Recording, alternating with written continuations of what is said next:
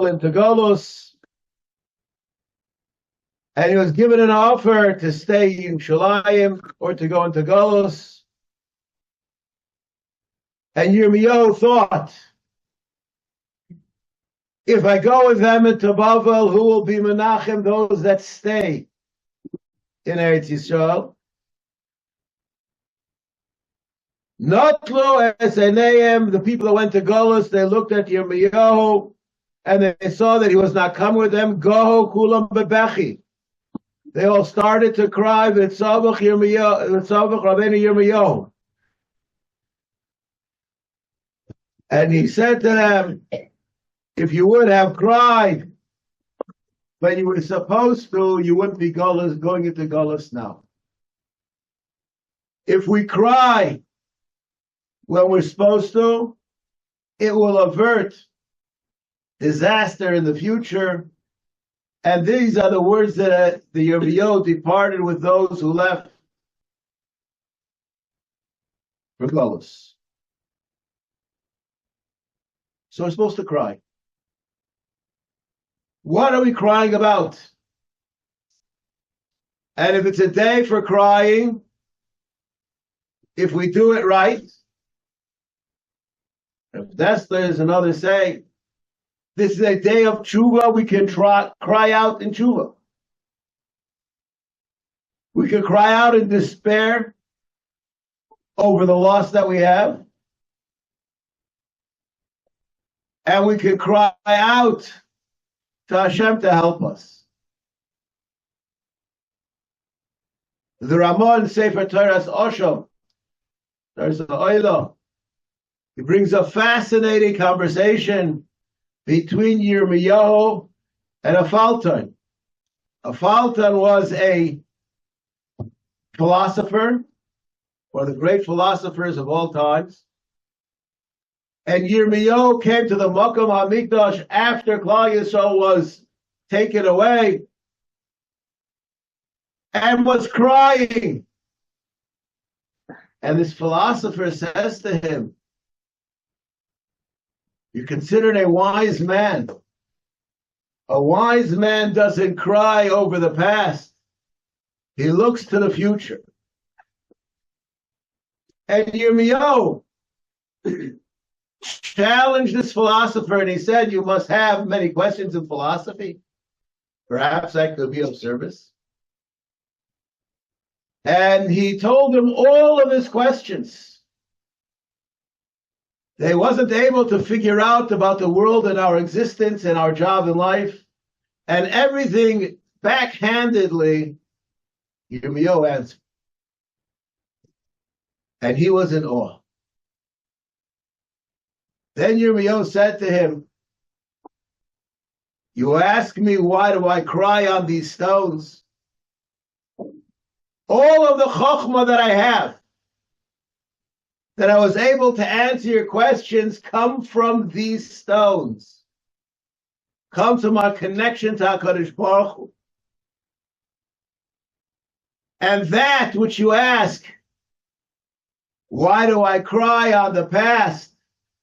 We have to look to the future. I cannot answer you that question because you're not able to understand. The end of a conversation. The Musar greats of the last generation, they say the following.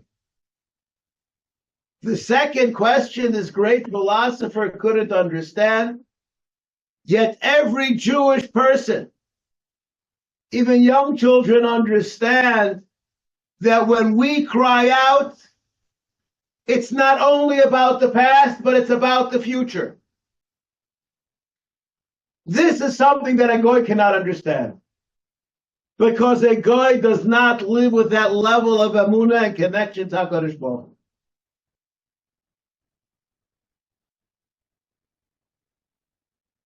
I'd like to end.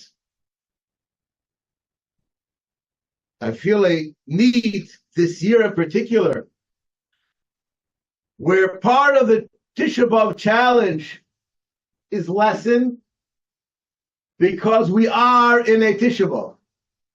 We are in a situation that when we will read of the Kinnos and the atrocities, the inhumane treatment, the callousness, the jeering of the nations of every single generation, we don't have to ask, could that happen in our generation? Not only does it happen here, a few kilometers away, you can go to Hague, and there are millions of people signing on to say who are the people that are unjust? The Jews. It's unbelievable. It's like it's from a storybook. If we don't cry about it, not only are we not giving the proper covenant for those who perished, but we are insecuring our future. This Tisha B'Av in particular, I think that we all feel a need to cry out.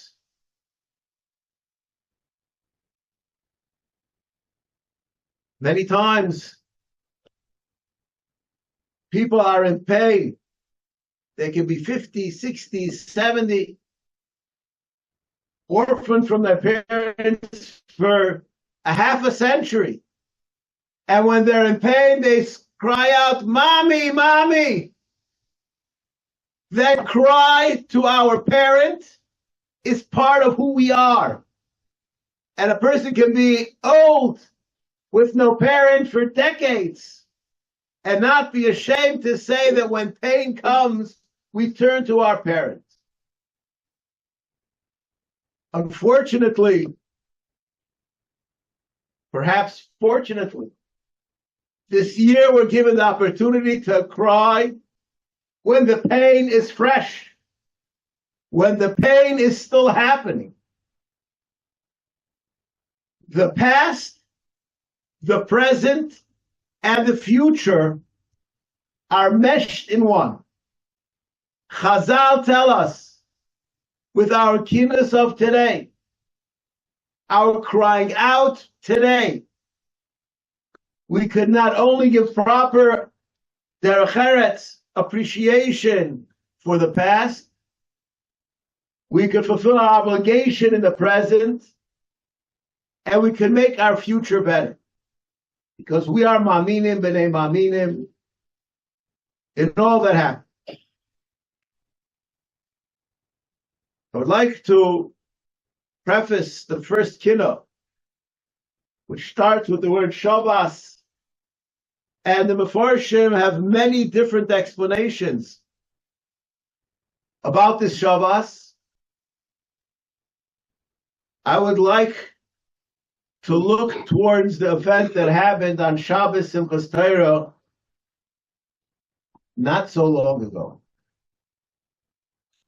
Some of the interpretations explain that Shabbos means something stopped in mid-act. The person didn't rest, he stopped. The person was driving down the road and his car died. That's called Shabbos. On Simchas Torah, not only did the Simcha turn to Evel v'Yagon,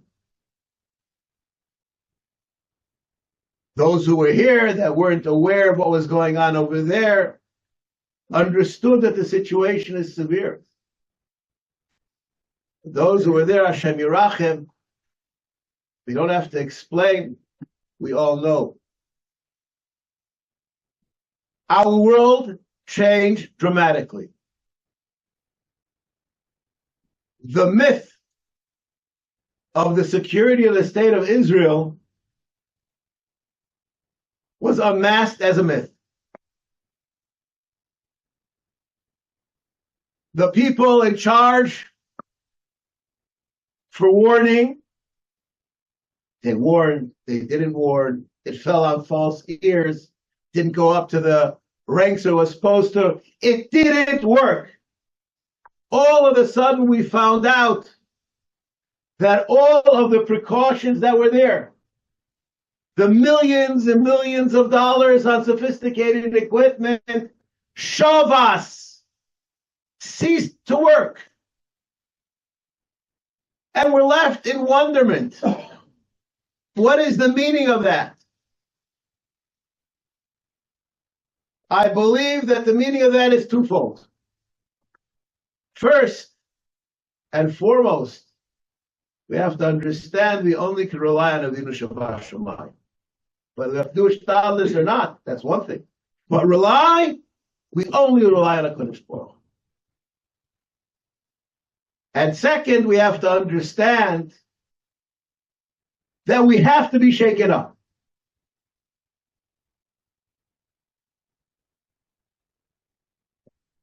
The people that were misplaced from their homes, whether it be those in the south, those in the north, that have no home to return to. Or perhaps they have what I call a lumdisha home. There's some home, someplace which they can't get to. They are in Golus. And that Golus hurts. They walk around neighborhoods where there are people that are living the life, going on vacations, enjoying themselves, a mere few miles from where their home is. And they are lost. They are the wandering Jew. Right here in Eretz Yisrael. Recording Yerushalayim, Tel Aviv, wherever it is, they're all over the place and they need strength. And sometimes we may think, well, we have Rahmanis on them. This is a wake-up call for us. The first few weeks of the war, here in Beit Shemesh, people will be listening for the planes, the booms. Has it become part of life? We stand on a day which we have an obligation to cry, an obligation to reach out and understand our precarious position. Whether the position that we're talking about is the physical existence of us in our secure or insecure state here in Eretz Yisrael, or whether it's our unsecure situation as Yiddishkeit is eroding to nothing. 40 years ago, 50 years ago, starting 60 years ago, there was a period of probably 30 years of a great influx of people returning to the fold of Yiddishkeit. Today, the irreligious Jew doesn't even know that he's Jewish. And if it does, he's not sure what it means.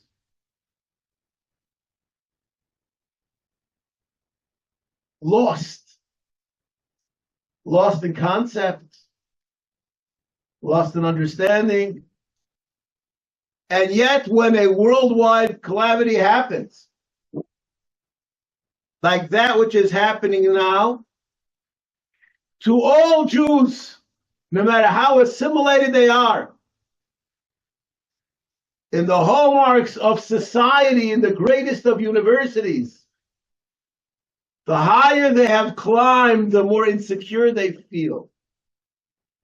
Rabbi Isai, they are the mashal for us.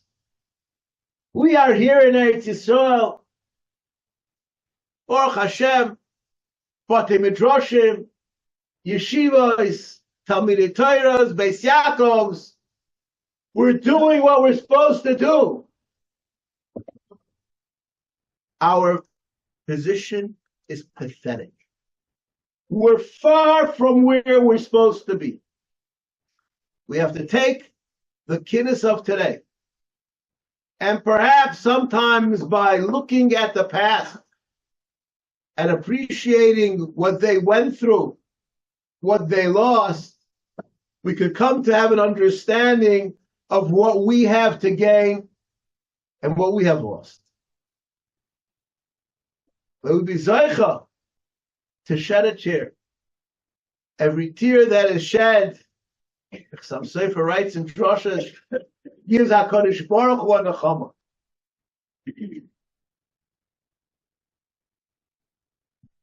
There are people that were removed from their parents. And I'd like to explain to you what does that mean. There's a man who I give a ride to about 2 or 3 times a week. And he goes to learn with his grandfather. And he told me before Tisha B'Av, he said, my grandfather is a Nitzalei HaShoah. The man is too old for his grandfather to be a Nitzalei HaShoah. So I asked him, how old was he? He said he was 4 when the war started. I said, he doesn't really remember before the war. But that's true.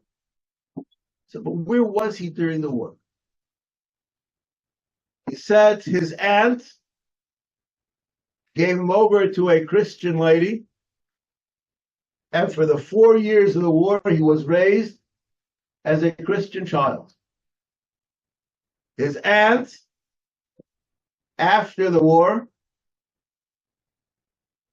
tried to get them back from this new family, and they did not want to give this child back. And whatever she did, she was not successful. And then they heard that the boy's father there was already testimony that he died. I don't know exactly where he was, but he came back, and he had a right to have his child. By the time that they met, this man already remarried, and he took his son to his home with his new wife. V'lo istader sham. The orphan did not get along, I don't know with who, but the situation was uncomfortable, and he moved in with his aunt. Agav, this aunt is still alive. She's 104, something like that. And he grew up as a Yosam B'chaye Ovid. He was a Yosam. What's worse than being a Yosam? Not being a Yosam. He has a father that he lived with for a few months and was brought up by his aunt. And I was thinking about it when I heard this story. When his father died, how much pain, how much shiva could he have? I'm not judging the father, I'm not judging the son. The situation is pathetic. This is the situation of the irreligious Jew. And we feel bad for them. Yisaimim ve'einav. Even though HaKadosh Baruch Hu is alive and well, they're more comfortable in other places. And we feel bad for them. That's the mashal. The nimshal is us. HaKadosh Baruch Hu sends us message after message after message. Threat after threat after threat. And I challenge. I'm not asking you what you do. But if I were to ask you, do you think that there's a person that would leave shul before they finish with saying the Tehillim, which the chiyuv of Tehillim in the time of war is a chiyuv d'oraisa, because they want to run to their car to hear the news? Yisoymim hayinu ve'enam. Absurd.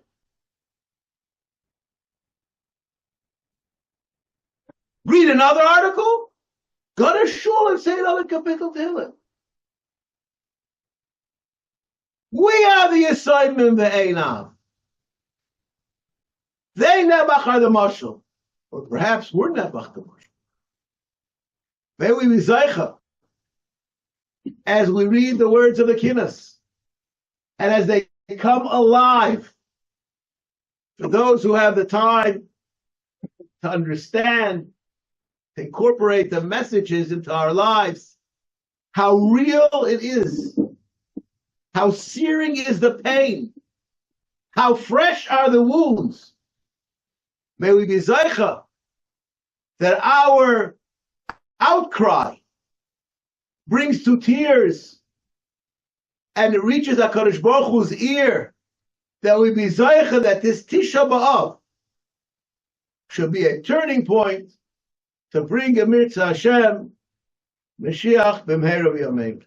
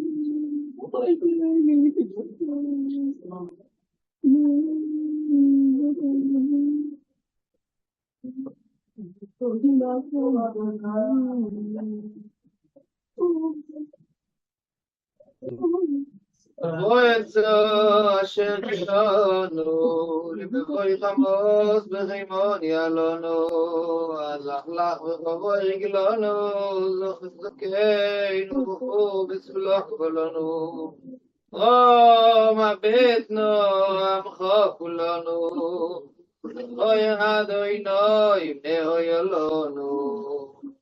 The next Kinnos Zion, bemoans Klal Yisrael's fate, by whom that they had to accept their punishment from.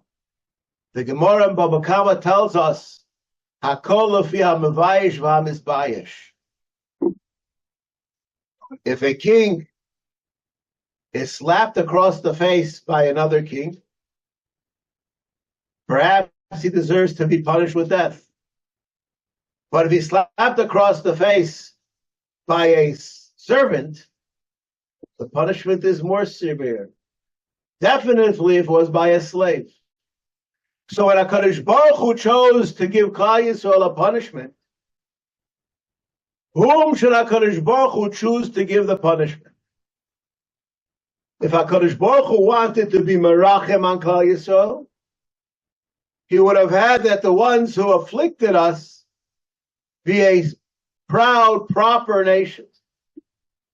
But if he had the scum of the earth be those that give us our punishment and jeer us, how much more hurtful that punishment is. Because it's not only physical, but it's mental anguish that we have become the scum of the scum. This Kinnos discusses this exact concept, and it picks on different things about the greatness of Klal Yisrael and how we fell to the lowest of the low. I'll just start. Lo zacharta the ligas dilecha dal in the Ois Dalid that we went and we traveled with a kitzur derech. HaKadosh Baruch Hu had us travel extremely quickly. What wasn't able to be done at another time, and still we had to be destroyed by people who were pompous and really had nothing to show for that which they were. Not only that, the Romans were people that were consumed with taiva. Those who were busy studying the Torah, involved in spiritual thoughts, they were forced to be butchered by those who are full of taiva. Pesach Veset, the Klal Yisrael came to serve you in the Beis Hamikdash.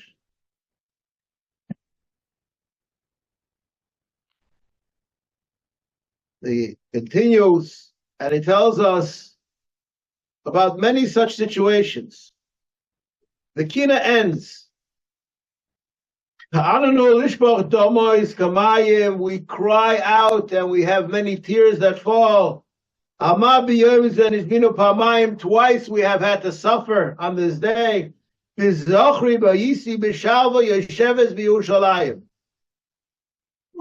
We don't really have a picture, an image of what it was like to be in the Beis Hamikdash. Perhaps it's worthwhile to take a time out at this time. Imagine leaving your home, leaving your life, and becoming ruchnius involved. At the time in Yerushalayim, one went to the Beis Hamikdash, it was forbidden for a person to come there, the makloi, tarmiloi. You weren't able to bring anything with you. So to speak, you had to leave your cell phone outside. Everything, your whole life, is left outside, and you entered into a world of ruchnius, and you saw miracle after miracle after miracle. A person who sees that is changed for life. I'd like to share with you an episode. The brother-in-law of the Bluzhever Rebbe was a Rebbe in Europe, a good friend of mine's grandfather. This Rebbe had only one daughter,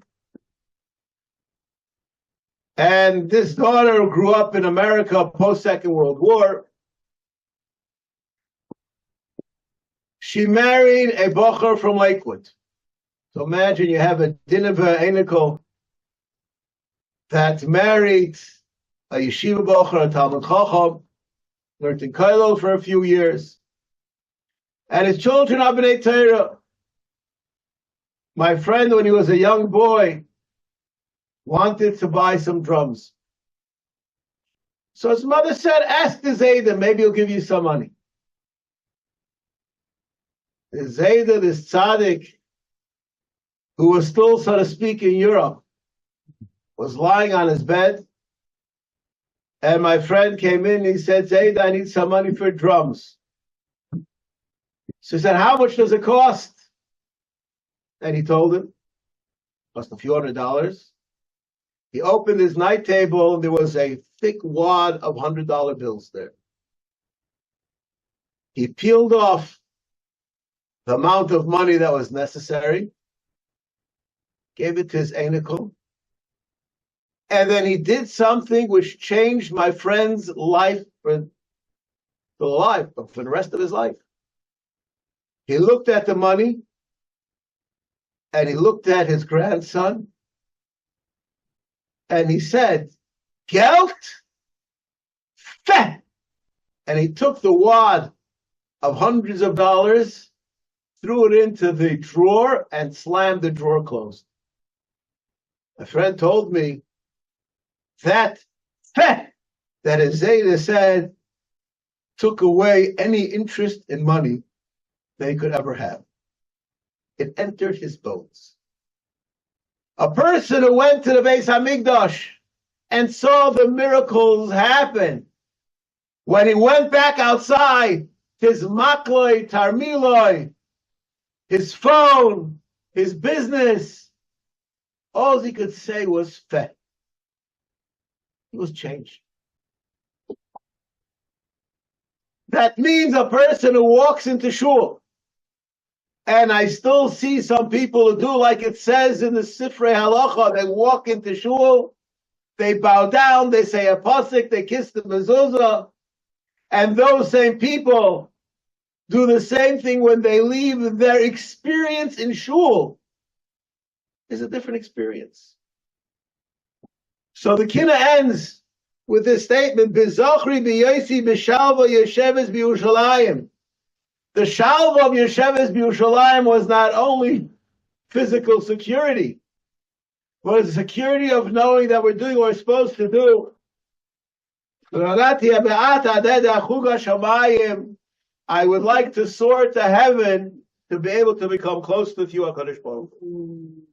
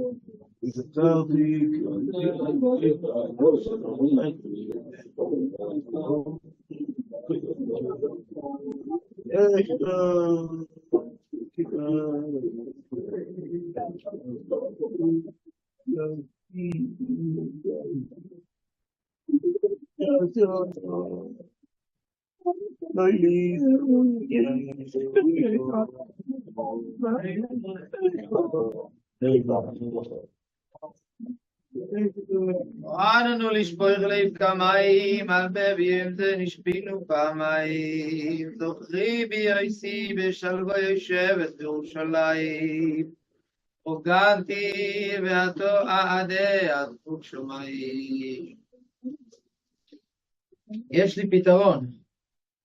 הבעיה. אני יודע למה זה קרה, אני יודע מה צריך לעשות.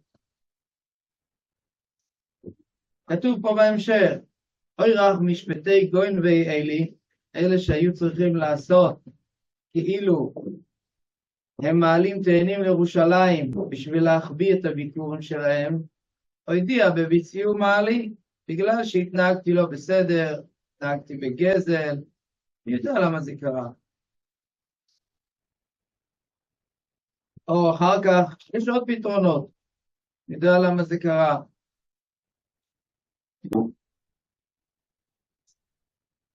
או יש דבר אחר, אני פשוט אלך, אני אבכה, אני אבקש מהקדוש ברוך הוא, תראה איך הבית המקדש נראה, תראה איך עם ישראל נראה, אני אבקש לשנה הבאה בירושלים הבנויה, אם נראה בסוף כתוב, אכופף לך ראש השם חילי, אני אחזיר, אני אכופף את הראש בתשובה, אכרע לך ברך לחתל מחלי, אני אכרע ברך לרפא את הגלות, אך תרחו בשיר משירי מחולי, אני אכתיר אותך, אתן לך כתר עם השירים שלי, אני אכוון בתפילה, השם תחזור אליי, זהו, הסתדרנו, יש לנו פתרון, יודעים למה, מה הבעיה, מבקשים חזרה לחזור הביתה, קדימה. אומר לנו רב אליעזר הקליר, זה לא הזמן, עוד לא הזמן.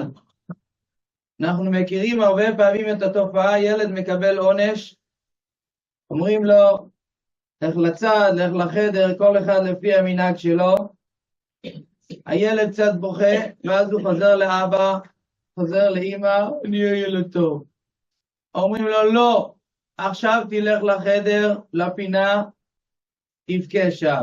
עכשיו אתה לא בשביל להתחיל לבקש סליחה, קודם כל תבכה. אומר רב אליעזר הקליר, זה מה שעכשיו אנחנו צריכים לעשות. העדה פירושו של דבר לטוס לשמיים, כמו מלשון דאון, דואה, לטוס לשמיים, הבכי צריך לעלות עד לשמיים, עכשיו זה זמן לבכות עד השמיים, לא זמן לחפש פתרונות, לא זמן להגיד למה מה, זמן של נחמה זה אחר כך, חצויס, או יותר מאוחר, יש זמנים אחרים, עכשיו, בבוקר, בזמן הקינוס, אומר רב אליעזר הקליר, זה זמן של בכי. הבכי הוא הדבר שאנחנו אמורים לעסוק בו עכשיו. בכי על המצב שקיבלנו, על המצב שאנחנו בו, ובכי על הדבר הראשון שבעצם מלמד אותנו את ההתנהגות הזאת. זה היה בליל תשע באב בחטא המרגלים. אז ויבכו העם בלילה ההוא, בכייה של חינם, השם אמר עכשיו בכי לדורות, עכשיו תבכו לדורות. מה עשו חלק מעם ישראל? הננו ועלינו אל המקום אשר אמר השם כחותנו. אוקיי, הבנו את הבעיה, עכשיו אנחנו קדימה עולים לארץ ישראל, הולכים להילחם. מה אמר להם משה רבינו? אל תעלו כי אין השם בקרבכם. זה לא זמן למלחמות, זה לא זמן לתקן עכשיו. עכשיו אתם צריכים לבכות על מה שעשיתם. זה המהות של הקינות. אנחנו בהתחלת הקינות. אומר רבי אליעזר הקליר, אעדה עד חוג שמיים. אעלה איתי שמיים. אעלה יש אומרים מלשון שבועה. כביכול להשביע את השמיים שיבכו ביחד איתי. להרגיש את הבכי עד השמיים. האור יום מחריבי פעמיים, מקלל את היום שנחרבנו פעמיים, ולבכות ולהתלונן מי ייתן ראשי מים. ואיך אני יודע שזה מה שהקדוש ברוך הוא רוצה? קודם כל רבי אליעזר הקליר אומר לנו את זה, אבל הוא מסיים את הקינה במילים שהקדוש ברוך הוא עונה. כביכול על הפתרונות שיש פה בקינה הזאת. יש פה פתרון של אני מבין מה קרה, אני מבין מה חטאתי, ואת הפתרון, כמו שהזכרנו, הפתרון של אני רוצה לחזור אליך השם. מסיים רבי אליעזר הקליר ואומר, ישראל מאיס בדרכי לא ילכו. הקדוש ברוך הוא משיב, עם ישראל מאז שאתם עזבתם את דרכי, עזבוני ועזבתי ופניי מהם נהפכו. הם עזבו אותי, אני אעזוב אותם. הוגנתי והיללתי ומעי וליבי נשפוכו. אני לא יודע אם זה מדבר עלינו או על הקדוש ברוך הוא כביכול, או כנראה על שתינו ביחד. הבכי הוא הדדי כי הקדוש ברוך הוא בוכה כביכול כשאנחנו בוכים. איכותי פרטי מרשביסה השליחו, זה הזמן לבכות. אם רוצים להתחבר לתשובה, רוצים להתחבר למה הלאה לעשות, דבר ראשון הזמן עכשיו זה לשבת ולבכות. עדה עד חוג שמיים.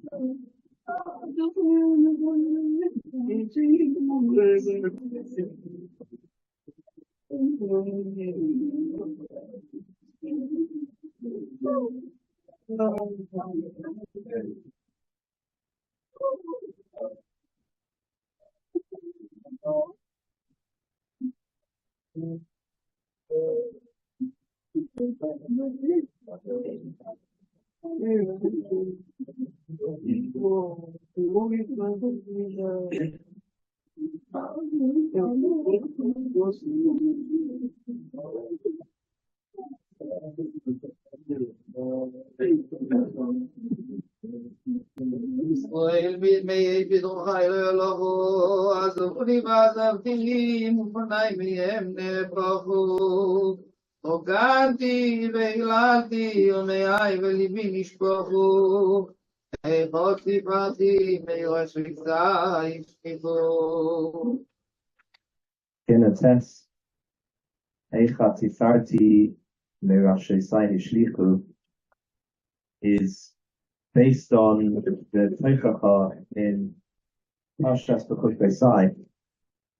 And the first half of the Kinnos is contrasting the brachas, which we're promised that if we in B'chut Beisai Teilefu, if we keep the Torah, then a whole series of different good things, brachas, will come. But the first half of the Kinnos contrasts those brachas with what happens in the Churban. Each thing which happened in the Churban is contrary to one of those brachas which we were supposed to receive. And so each part of the Kinnos focuses on a different one. I'd just like to look at one or two of these, because most of them are easy to understand, the logical contrasts. If you look at Ois Gimel, Gadalun Karnamba Liman Piktsir, Paskaya Sharim Hitzir, this is all about hunger. There's a Rav Asba Katsir in the summer, people were starving, hungry. Tomorrow, instead of the Shefa, which was supposed to come to us, if we keep the Torah, instead people are starving. Hashem closes the Shemayim and makes it like Hashem makes the sky like iron, that there's no rain. And this is Tachas v'nasati Shalom ba'aretz, because as he says, Peretz, there are 13 breaches of the walls of Beis Medrash instead of the Nasati Shalom ba'aretz. The next one is Hey as well. Hashem is almost like Hafach la'achzar v'nilcham b'chem. It's almost like Hashem is fighting with us. the extreme contrast here. The one who created you pushed you away, distanced you. The one who had a cheshek for you, the one who loved you. Tiyavchem is the exact opposite. He abhors you. Where's the promise that we would be chasing our enemies? I saw the Sforno say because it comes in the Psukim straight after it says no enemies will come into the land of Israel. So why would we need the bracha of Redachtem Esavechem? There shouldn't be any enemies. It says so he explains Redachtem Esavechem means outside the land of Israel. You'd be chasing your enemies. That was always supposed to happen, and instead they're inside the land of Israel. And the next and the next one, Oisvav at the end, that the ones who previously gave cover to the Beis Hamikdash, to the Jewish people, they now treat us with disdain, like something impure. And this is the opposite. B'shinui v'radfu mikem chamisha me'ah. And this I found difficult, because why is that the contrast to our military prowess? That it says the bracha is meant to be that 5 Jewish people would be able to chase 100 of their enemies. Why is that the contrast to the goyim not respecting us, disdaining us, like compared to what they used to give us respect? I think that the answer is that it's to do with kehillah Hashem, that the kehillah Hashem that comes about through the Churban is the contrast to the Kiddush Hashem that would be created when the Jewish people have military success, when there's 5 Jewish people chasing 100 goyim. That is a Kiddush Hashem, because it shows that Hashem is with the Jewish people. Only with Hashem's support could they ever achieve such disproportionate victories. When that doesn't happen, when the opposite happens, when there's a Churban, it's a kehillah Hashem, and the goyim who previously gave cover to the Jewish people, they see that it seems like Hashem is not with these people. At nearly the very end of the Kinnos, and with this I'll finish off. Ois Pei. This is something which is Rav Avrohom Baruch Zachariash says the goyim say Patsu Zaydim. The goyim say Lifnei mit Chaleh. Who are you davening to? Am Keved Avon Pakad Ve'ileh. Hashem is fed up with the Jewish people. They're heavy with sin. Vayil'eh means like he's exhausted. Hashem is exhausted of carrying around your aveiros, the Jewish people. Don't expect, they say, any more miracles and wonders from Hashem. Those days are finished, they say. Anaf v'nasa. Hashem, he's gone. Nasa, he's gone from you. V'nam v'im. So this, unfortunately, we see that even the Christians said eventually that the Jewish people are not the chosen people anymore. They're the new Israel. But it's not true. And we wait for the day when they will stop saying this, and it will be clear to everyone that we are the people of Hashem.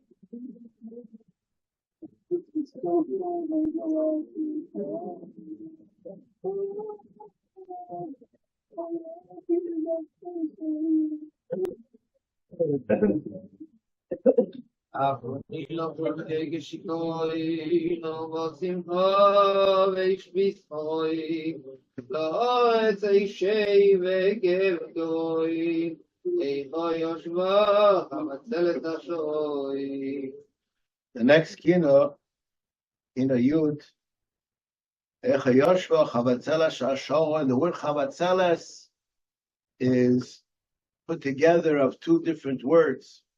Chovui means hidden, Tzel means in the shadow. Klal Yisrael were Chovui B'Tzel Hashem. They were sheltered by Hashem, nourished by Hashem, taken care of by Hashem. And then the disaster happened. The Kinnos goes through the 24 Mishmoros HaKahuna. Every week there was a different family that they were charged with the service in the Beis Hamikdash. And with each family leaving, a different aspect of connection to HaKadosh Baruch Hu was severed. And the Kinnos goes to depict what things triggered that reaction, that connection should be severed.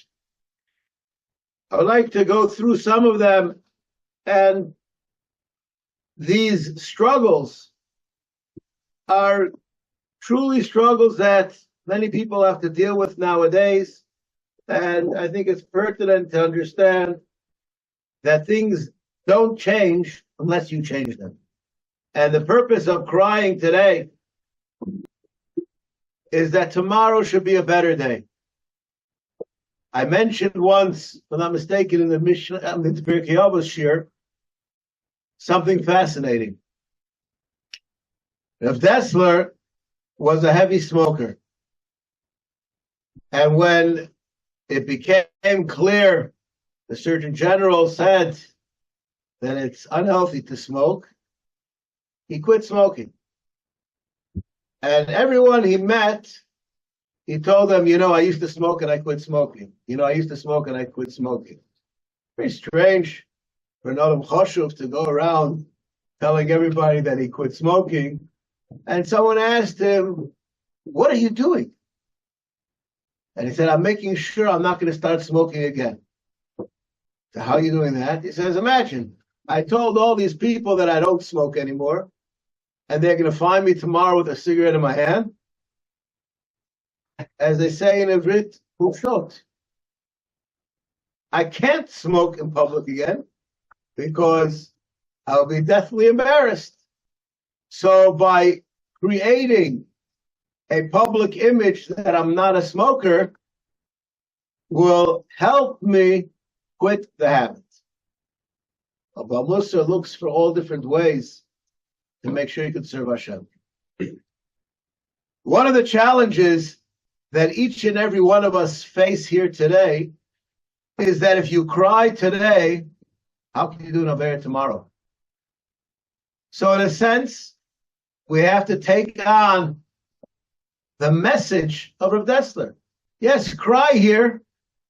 Make yourself look like you really mean it. And tomorrow, you'll have to fall in line with the crying of today. The Torah cried when they killed the Kayin ben Novi Yom Kippur.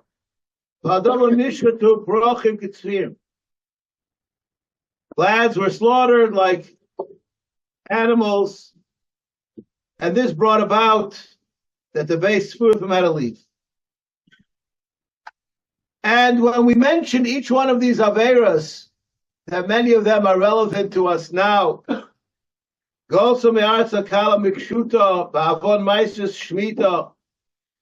reason why we went into Golus was because we didn't give the Maestris and we didn't follow the Shemitah. And this brought about the leaving of a certain Mishmeres. I would like to share a statement that I heard from a rabbi in a young Israel in the United States about 35 years ago. This rabbi, besides being a pulpit rabbi, is also a Rebbe in a yeshiva. And he asked the following question. Why is it that my students in yeshiva, they get a summer job and they earn a little bit of money and they have questions about what they're allowed to write on their tax form? They come to me and ask, is this mutter, is this usher? And the people in my congregation, as he said in the shul, by the way, the people in my congregation that have all kinds of complex business deals never ask me any halachic shilas about what they have to disclose on their income tax. And similarly, I could say, by and large, the questions that I get about Meiser Ksafim are generally from the people that barely eke out a living, and those who seem to be doing quite well, they must have a special rabbinical accountant that takes care of their Meiser affairs. Why is that so? Not long ago, we'll leave names out of this situation. One of the Gedolei Yisrael of our times was nifter not long ago, was probably from the largest Gabbai Tzedakos in the world. A rich man came to him and said, I give Meiser and I'm losing money. And he said, you're a liar. You don't give Meiser. And he threw him out. And as the story goes, this man was shooken up, dejected, and in his car on the way back, he called his accountant and started releasing large amounts of money. He was making computations of how you're really supposed to work out the mice. And then it seems that his fortune changed. So perhaps the kehillah that he got, that he was thrown out of the God's house, was actually his biggest bracha. So here we have over here, Golsa Mi'artza, Maestris Ushmita. The question of our Maestris, whether it's Maestris on the produce of Eretz Yisrael, and I mentioned this at this time, because we're speaking about the Golus that caused us to leave Eretz Yisrael. My father, Zechariah Avrohom, before I came to Eretz Yisrael, he tested me on Hilchos HaTfilus Ba'aretz. You can't go to Eretz Yisrael and be an Amoritz. You have to know. And I found out later on that my nephews that came to learn in Eretz Yisrael, he also tested them. You're going to be in Eretz Yisrael and be illiterate? How many people here in this room know how to take Trumas and Maisvus? Perhaps we have the fortune that we have people that do it for us if we buy with a hechsher, not getting involved in the halachic aspect of it, but that you don't know, you move to be in Eretz Yisrael to be closer to HaKadosh Baruch Hu, and you don't know the basic laws of the land. Where's your connection to Meiser? Where's your connection to Shemitah? Oh, my connection to Shemitah I gave to Keren Ashriyas. It doesn't work. You have to be connected. Let's continue.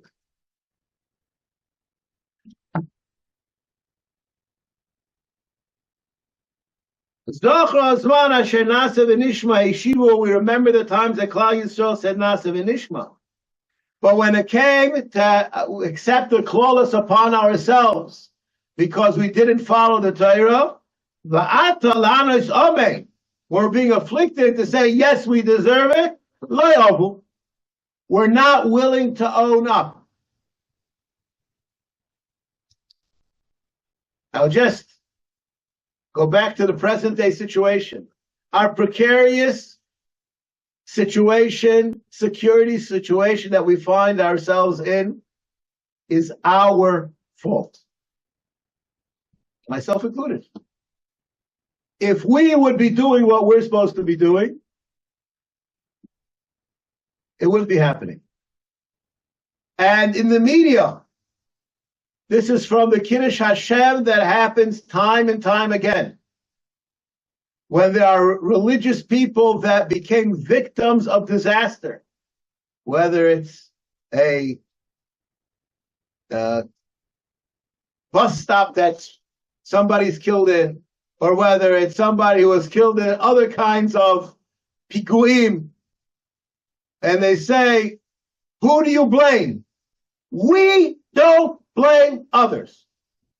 We blame ourselves because we're honest and we put the blame where it's deserved, on ourselves. Those who are not responsible for themselves or for others, they look to put the blame on other people. And I don't usually speak about political things, but I would like to use the political situation that we're in as a mashal about where we are. The people on the left say that the people on the right have to step down because they're responsible. The people on the right say the people on the left have to step down because they're responsible. But nobody is willing to say that they themselves are responsible. Just listen to the news every day. Read it and don't believe it. You want to know who's responsible? Not the left and not the right, but the people here in this Beis Medrash. We can make a difference. That's our job, and we have to take the responsibility. That means when this passage is said, why is this happening to us? It's obligatory on all of us here to say it's our fault. If it's our fault, what are we doing to make it better? To take responsibility, oh, it's my fault, and carry on with your life, that's not called taking responsibility. Perhaps, I'd like to make a suggestion. And this suggestion is really, really a difficult suggestion because it doesn't cost much. Many times, when Klal Yisrael is in a difficult situation, people make Kabbalahs, they extra time to learn, extra davening, extra this, extra that. That's wonderful. But it doesn't usually last so long. I like to make a suggestion, very simple suggestion. Has to do with the political situation, has to do with the war situation, it has to do with the situation of the Jews throughout the world. We say Kriyas Shema at least twice, 3 times, or 4 times a day. When you say Shema Yisrael, have in mind today's situation. Anyways, it's a mitzvah d'oraisa. Anyways, you do it with kavanah. But you make it timely, appropriate for the time that we're in today. Shema Yisrael, all of Klal Yisrael should say, Hashem Elokeinu, Hashem Echad, in all that happens, in all the different ways, in all the different places, up, down, all around. It's all by the design of HaKadosh Baruch Hu when we accept that. And we're mispala that all of Klal Yisrael accept that. Mitzvah, we should be Zaycha to have the ultimate Kabbalah Sol Malchus Shemayim in the Beis HaMikdash. Eicha Yoshua Chavatzela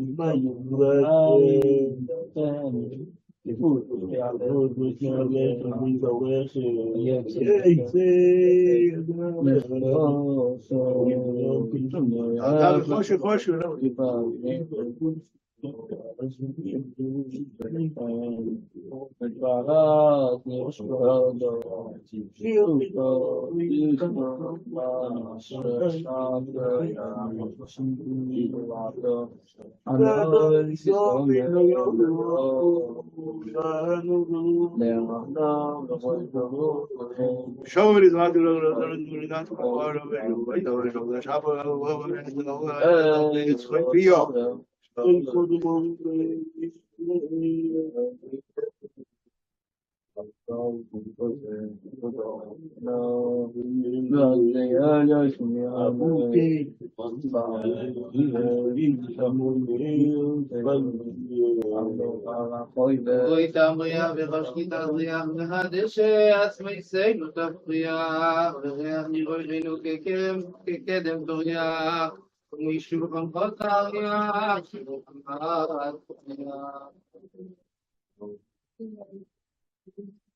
Kinnos Yud Aleph, Vaychonen Yirmiyahu al Yoshiyahu, is probably the original Kinnos, the oldest of all the Kinnos we have.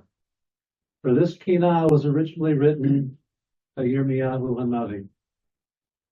What's very strange about this Kinnos is our Masorah says that Yirmiyahu wrote this Kinnos before Korban Bayit Rishon. He knew what was going to happen. He knew that whatever he was going to say and try to do to get Bnei Yisrael to do tshuva, he even knew with all the amazing things that Melech Yoshiyahu would do, it wasn't going to be enough. And it's interesting, with today's tragedies, there are those who probably rightfully say that when you're in the middle of a tragedy, it's too soon to write a new Kinnos.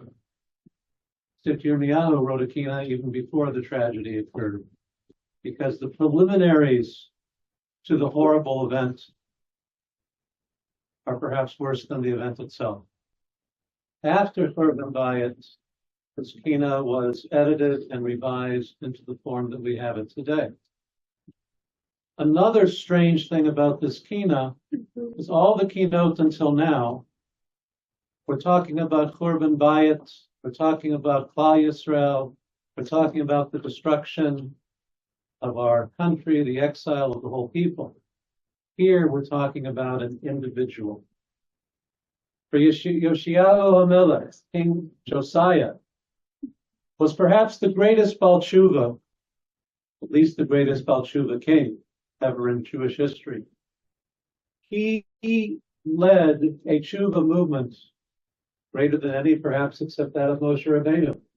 He took us from 48 levels of Tumah to Har Tziyim, to Har Sinai, and receiving the Torah. What is the yichus of Yoshiyahu? Couldn't get worse. His father, his grandfather, his great-grandfather were the most horrible kings of Israel, the ones who led the people in Avodah Zorah, led us away from Hashem and to worshiping idolatry, to the point where there was not even one Sefer Torah in the country. Yeshaya grew up not even knowing that there was a Torah. We talk about all those in America who don't even go into a Reform synagogue. They don't know what a shul is, a synagogue. They don't know what the Torah is unless they hear their Christian neighbors talking about the Bible. Yoshiyahu was just as big in Am Haaretz, maybe bigger. And then Hilkiah HaKohen started repairing the Beis Medrash. And while he was doing Shipputzim, he found a Sefer Torah, perhaps the only one left. It had been hidden. He opened it up to the Tochatzah, and he started to read. He started to read, Arur asher lo yakim et divrei haTorah hazot lasot otam. Cursed be those who do not follow this Torah.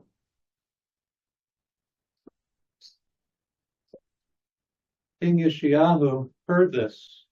He tore Kriya. He realized it was time for a huge change. And he led the biggest tshuva movement in Jewish history ever. Closest thing we have to it is today. Now, Yoshiyahu went along with the soldiers, his army of the time. They got rid of all the pestles, all the idols. They did a great job of convincing most of the people, the vast majority, to come back to Hashem, to keep mitzvot, to get rid of the avodah zorah. Unfortunately, like most human beings, he wasn't perfect, and there were some people that pretended to come back to Hashem, but in secret they still worshipped avodah zorah. Bahadil, in the Inquisition from Spain, you had Jews that didn't leave Spain, pretended on the outside to be goyim, but on the inside, in their basement, with all the doors closed and windows closed, they secretly still followed the Torah and kept mitzvot. This was Lehefet. The story is said, and it's brought down in this Pina, that what the people did so that the soldiers would never see the avodah zorah, on the backs, the front doors would open in two pieces. On the back side of the doors was where they left half of an avodah zorah. When the doors were closed and they were inside and no one else was there, you would see the avodah zorah. When the soldiers would come in to get rid of the idols, they didn't see it. Now, why is it so important for us to remember Yoshiyahu and all the other individuals that we have lost over the years? Tisha B'Av is more than a day of memory, more than our opportunity to remember that those who forget the past are cursed to repeat it. Yoshiyahu was a successful Baal Tshuva. He led the people in doing tshuva. and there have been others since that have done the same in their own ways. What did Yoshiyahu, what did he have the potential to do, as Yirmiyahu and Navi saw? He could have reunited the 12 Shvatim, or at least he could have reunited an actus of all of the Shvatim that were left in Yehuda. Can you imagine what that actus would have done for us? That actus would have stopped us from being conquered. And Yoshiyahu was a optimist. He felt that everything was great. And when the king of Egypt came and said, I'm going to go attack Syria, the shortest route is to go through Eretz Yisrael. Somehow this piece of real estate we have, as small as it is, it seems to be the most important place in the world. Everybody wants to either conquer it or they want to travel through it on their way to conquer somewhere else. So Yoshiyahu didn't listen to the Navi. Today we may not have Nevi'im, but we have Gedolim, we have Rabbanim. When we don't listen to them, we get in trouble. He didn't listen to the Navi.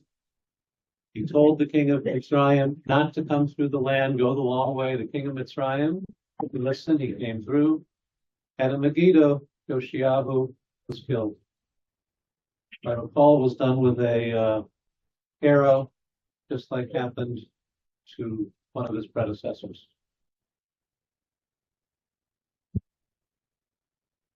Yirmiyahu knew what was coming. Can you imagine his frustration and not being able to do anything?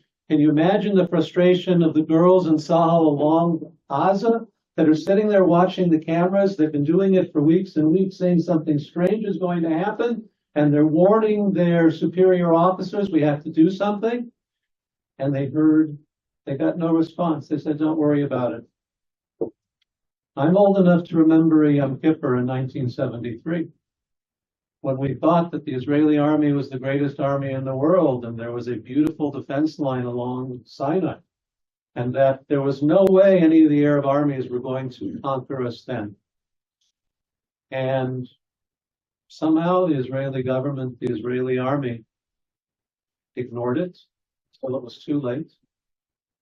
And we had a fashla perhaps even greater than the one that happened last Simchas Torah. History does repeat itself. We got too secure thinking that our technology, our soldiers, our army was too great. They're not who saves Yisrael. Hinei lo yanum v'lo yishan shomer Yisrael. Hashem is the power. He is the power that protects us. When does he protect us? When we have ahdut. We say Shema Yisrael and we talk about one God. Well, you also have to say Shema Yisrael Ha'am ha'echad. We are the one nation that has to be together. I don't care whether we wear a kippah or don't wear a kippah, whether we have tzitzis on or don't. Every Jew is kadosh. We have to remember that. Every Jew is our brother or at least our cousin. We are all related. When we can get that achdut together, which perhaps was the only good thing I saw after October 8th, was that there was a beginning of Achdus in Klal Yisrael, a beginning of the fight between Haredi and Chiloni going away, a beginning of the fight between Sephardi and Ashkenazi, instead of looking at the differences between us, looking at what is the same. That is when Mashiach will come. That is when Bayit Shlishi will come. But let us now remember a great king and his attempt to lead the people. May we again have leaders like Yoshiyahu and Yirmiyahu. We need them. We need good leaders. And if we don't have them, we have to be them ourselves. Because we all have the power, because B'Tselem Elokim Nivra Ha'adam, we're all created in Hashem's image.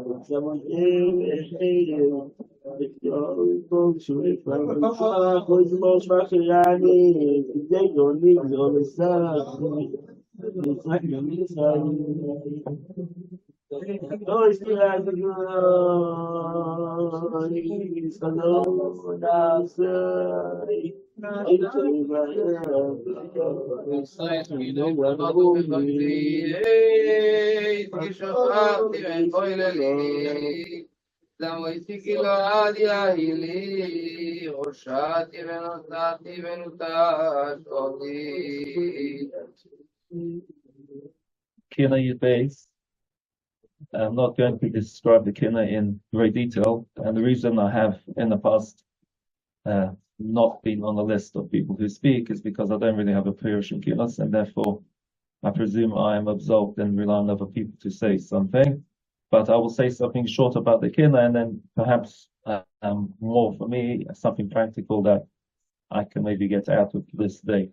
So that next year, after 1,956 years of destruction, we won't be sitting on the floor saying Kinnos again.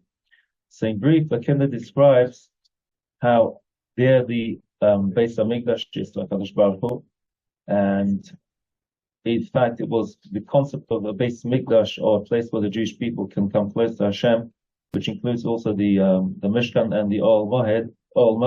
All these concepts existed before creation, and like the first verse says, or Aliyah Shetafta Lo Bereshis, even before Bereshis, Hashem created the concept of the Beis Hamikdash where we can come close to Him, and that is dear to Hashem, and therefore, if it's dear to Hashem, must be that there is a reason for having these places, and the mess we are in today, so to speak. The good thing about a mess is that you can actually clear it up. But the mess we are in today is simply because we lack the Beis Hamikdash, and we lack the ability to come close to HaKadosh Baruch Hu. And even though we sometimes feel close to HaKadosh Baruch Hu, maybe on Yom Kippur, that this closeness is very little compared to how it could be if we actually had a Beis Hamikdash where we could actually come physically, emotionally, and spiritually close to Hashem. So this Kinnos really laments how Hashem lets such a precious thing be destroyed by people. Lanetzach, use the word Lanetzach. Forever, these things of the Beis Hamikdash is destroyed. In the fact, the first and second were destroyed. Lanetzach, that cannot be rebuilt. The third one will be rebuilt, but that is in the first and second Beis Hamikdash. So I tend to like to try and bring things down to a practical level where I can actually get something out of Tisha B'Av. And the word Kinnos is the same word as Tikkun, and the Tikkun on Tisha B'Av is to say Kinnos. And indeed, if you can spend time understanding the text, that's a wonderful thing. And if you cannot, at least it can be a springboard to make some changes. And those changes which we make on Tisha B'Av, in 2 months' time, we'll be standing here exactly, virtually, fasting again on Yom Kippur. So the changes we can perhaps try and make today can have an effect on how our Yom Kippur is going to be. and from then on, it can then have an effect on the rest of the year. So I'd like to just focus on two areas, two nekudas, which I personally find are a difficult thing for me to change. And perhaps I presume that other people also have these problems also. We read on Shabbos in the parasha the following pasuk: Moshe Rabbeinu essentially seems to complain about the fact that he alone had to schlep us along and deal with our Tachechem Masayechem Beribchem. That the Ramban says that the word Masayechem, he says it's Inyan Tefillah Shemitzpalel Alehem. It's Moshe Rabbeinu took upon himself to daven for the Jewish people. That's based on the pasuk in Yirmiyah, which says Va'al Tisa Adam Rinal Tefillah. So the word Tisa comes to talk about Tefillah. So there seems to be the Hebron Shishiva seems to be a very negative thing that Moshe Rabbeinu is complaining that he is davening for the Jewish people. And he says that's exactly not the case. It's exactly the opposite. Moshe Rabbeinu felt that he needed to take up and relate to the pain of every Jew and the problems of every Jew, and he took it upon himself to daven for them. And it was a great honor to do that. And I was thinking that's one of the things I seem to be weak on, even though maybe my wife is involved a lot more in cooking and doing things for soldiers. I find it difficult to relate to other people's pain. So perhaps one aspect we can try and get out of Tisha B'Av is that there is a lot of pain today, probably more than I can remember since I've been keeping Tisha B'Av. A lot of people have a lot of stress and problems in their life, whether it's with family and kids or shidduchim, or just the fact that we have enemies which we don't know from one moment to the next what they're going to do, and we have to relate to other people's pain. And if you're aware that your neighbor has pain and you help him and you take some of his pain away by davening for him or by just spending time with him, that can take a huge amount of pain off his shoulders and make his life better. There's a story told about a businessman, a very wealthy businessman, who bought a brand new BMW, one of those cars you don't often see around. And he was driving down the road a bit too fast, and suddenly he hears a bang, and he gets out and he sees a kid throw a brick at his car. So he reverses back and he finds a kid and he starts shouting at the kid, "Do you know how much damage it caused? My car's going to cost a lot of money to fix." And the kid looks at him and says, "Sorry, sir, but I had to get someone's attention." So he says, "Why?" He says, "Because my brother was in a wheelchair, I was pushing him along, and the wheelchair tipped over, and my brother's lying on the floor. And I don't have enough strength to pick him up myself." So the man goes along and goes and picks up the brother and takes his handkerchief and wipes his blood off his forehead and makes sure that the boy can take his brother back home. And once he's on the way, he looks at his car and he thinks, "I'm never going to fix this dent." And he thinks, "I'm going to use this as a motto for me, which is don't go through life so fast that someone has to throw a brick at you to get your attention." So the first nekuda I'd like to say is we should maybe try and feel some other people's pain in order to make their lives more comfortable, and therefore sharing in their pain is going to bring the gula closer. The second aspect is a very simple one, which in the Torah mentions a number of times. It says, one of the other areas I find difficult for me personally is to judge other people favorably, or at least not to judge them unfavorably. And had Rav Rosenblum bring the following, he said the following story. He says there's a kollel he knows, and one Elul, the Rosh Kollel, put a big sign up in the kitchen, which said that anybody who uses a paper cup to drink water is basically a gazlan. You should be using plastic cups, which are cheaper to drink water, and not paper cups, which are more expensive. A very simple thing, but a very profound message. So he says one of the Avrechim told him that he was standing there one day, and one morning an Avrech comes in, and he takes a coffee cup, and he goes and drinks water from it. And while he's drinking, he's staring at this sign on the wall saying, "You shouldn't use paper cups because you're a gazlan." So he looks at him, and he thinks, "I can't believe what level of chutzpah that person could get up to." And he says to him, "How comes you took a paper cup to drink water?" And so he said to him, "Why can't you judge me favorably?" So he said, "I can't really think of why you will take a paper cup to drink water, since it says clearly on the wall and you can see it."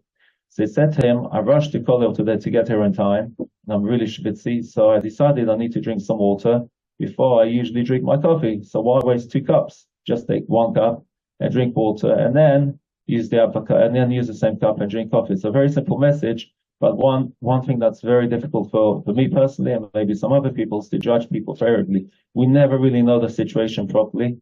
We only see what we can see, and some people have very narrow vision. So we should try as best as we can to give other people the benefit of the doubt. And I believe that if we take out of Tisha B'Av, as well as saying the Kinnos, but we take a message, we'll try and carry it on till Tisha, till Yom Kippur, and we try and make this small change to try and view other people and judge them favorably, and maybe take on someone else's pain in whatever way we can, or someone that has more pain than we do, and everybody has some pain, then perhaps the situation could change so that next year we won't be sitting on the floor on Tisha B'Av. Olha, chato.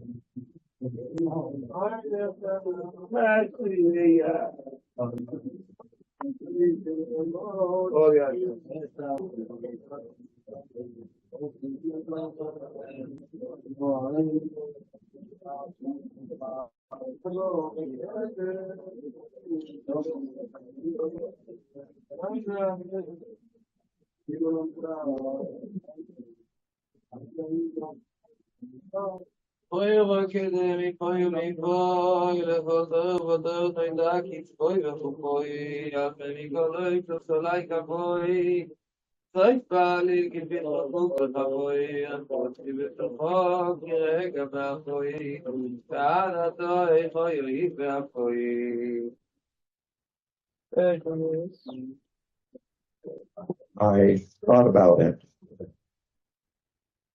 Then I thought about it. I was there.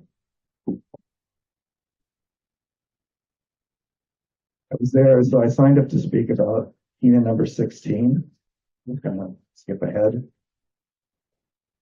The kehillah about Tisha. 1 month ago, I stood at the Arch of Tisha in Rome. It's a side note, I was flying to the US and I used a traveling trick, which is that you purposely schedule a long layover when switching planes. So I got a day in Rome for free. Stood at the Arch of Tisha and thought, even though I knew I was going to be coming here, was my plan, I did not have a firm decision on what to do. As I stood there, I thought, I photographed the arch. Of course, I took a selfie while listening to the tour guide. Then I said a parak of Tehillim, and my tour group moved on. And I thought to myself, what should I have thought? What should I have thought while I was standing there? while I was on my way?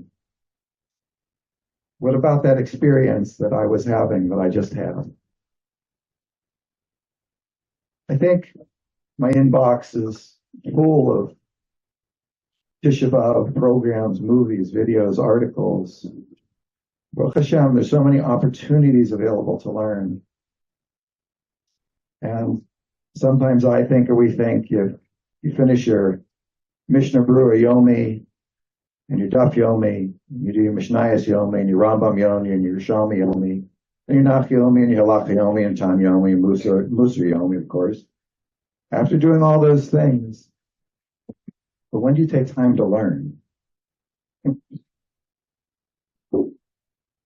I think sometimes I just need to open up one more email. But when do I have time to get in that learning? When do we have time to think? Now, I think of what happened then. Then, when I say then, I mean a month ago, and I also mean almost 2,000 years ago, and before then. I think now, taking the time, making the time to think, to consider, to reflect, to explore, to integrate.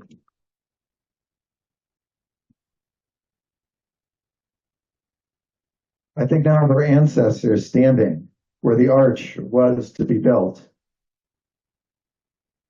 After they experienced our temple destroyed, after seeing over 1 million killed, after being shipped with almost 100,000 others into slavery, what did they see? What did they hear? What did they eat? What did they smell?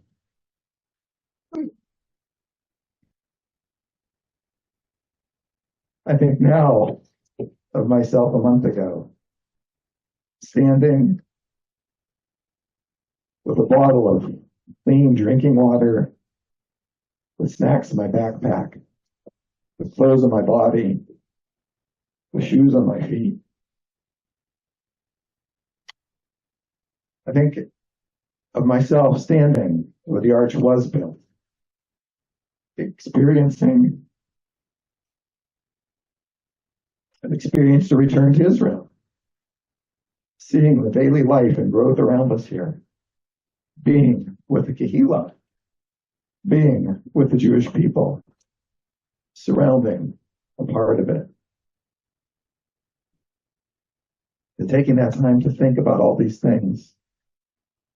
Tisha B'Av is a time to stop, not be involved in other things, to think.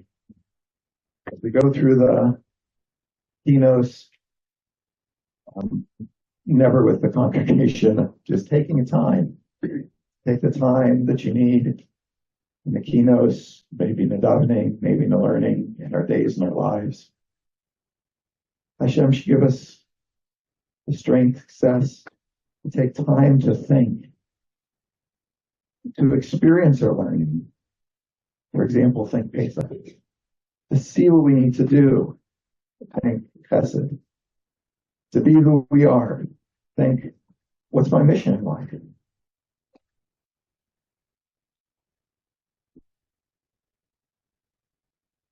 What do you think?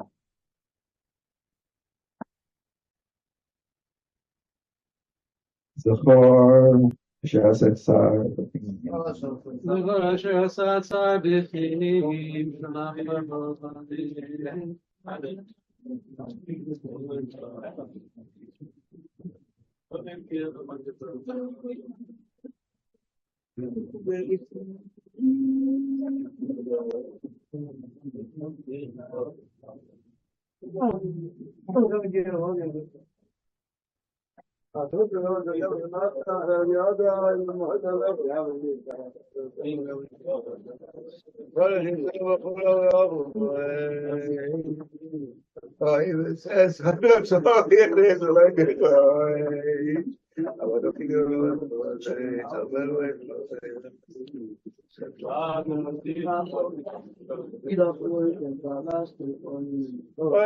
יש כמשל סולי מצא תיש בשלש כדי שלש נושם כושו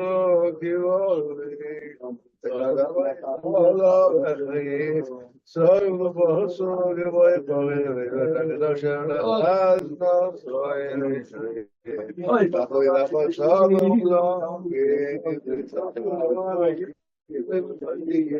the king never has to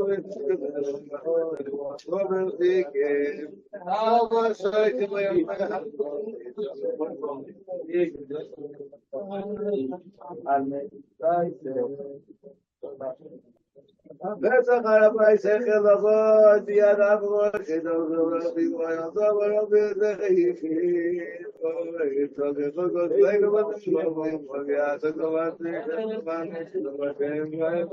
כובעו במישוב ורב רבי וימשב שיבנו יחד מפה היום ושיר זכוח השלום כהגיום יולכל עגנו במצולות יום עוד דבר עשו ושלחנו יולכל עשו תיפוסו נופו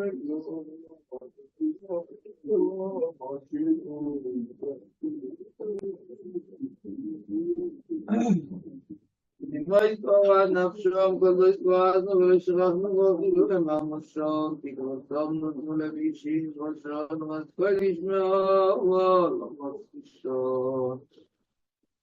קינה י"ז, הקינה מדברת על כל הצרות שהיה בשעת החורבן, וכשקוראים את הקינה רואים שהיה צרות בלתי נתפסות, זה היה דברים לא רגילים. השאלה למה באמת כלל ישראל היו צריכים להיענש עם צרות כאלה בלתי נתפסות. למה לא מספיק שיהרגו כל אחד, למה זה היה בלתי נתפס? כתוב דברים לא מאוד הזויים מה שקרה. התשובה לכאורה אפשר לתרץ, יש רמב"ם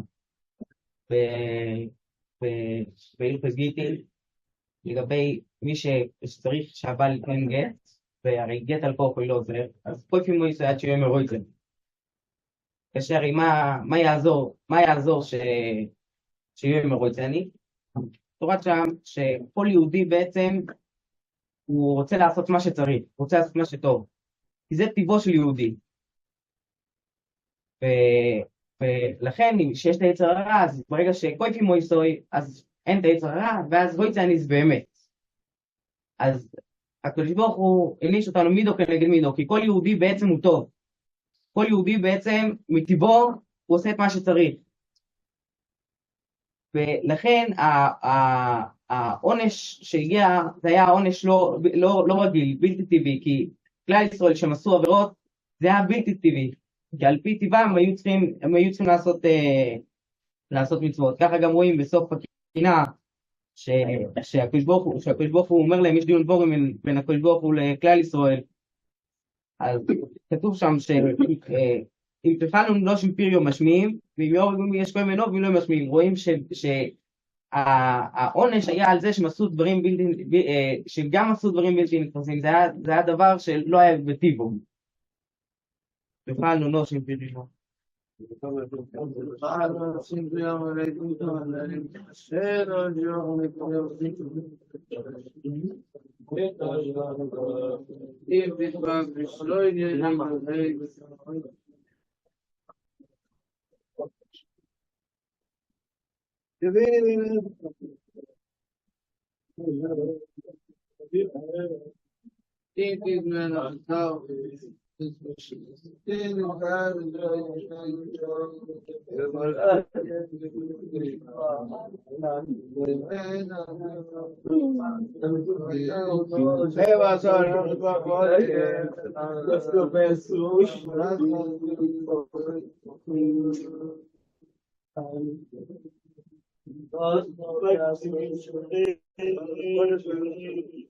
Ay,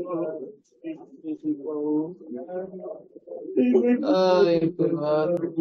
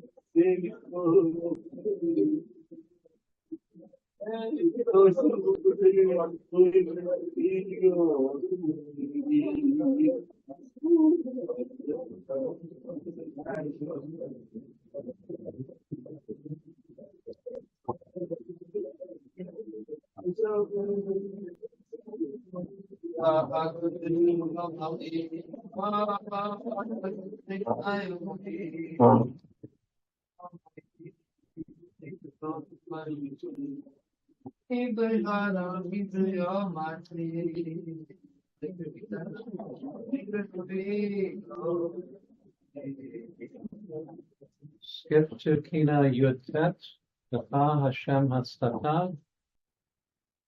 This Kina alternates between Hashem, to you belong all righteousness, and Vilana Boshe Sapani. As far as we're concerned, we're just bloody embarrassed. This is actually based on the Medrash Tanchuma and Re'eh, where this pasuk, L'cha Hashem Hatzdaka, which comes from Sefer Daniel, and the Medrash goes on back and forth. Some people blame God for bad things. They're wrong. Everything that comes from Hashem is good. We just don't always understand it that way. And sometimes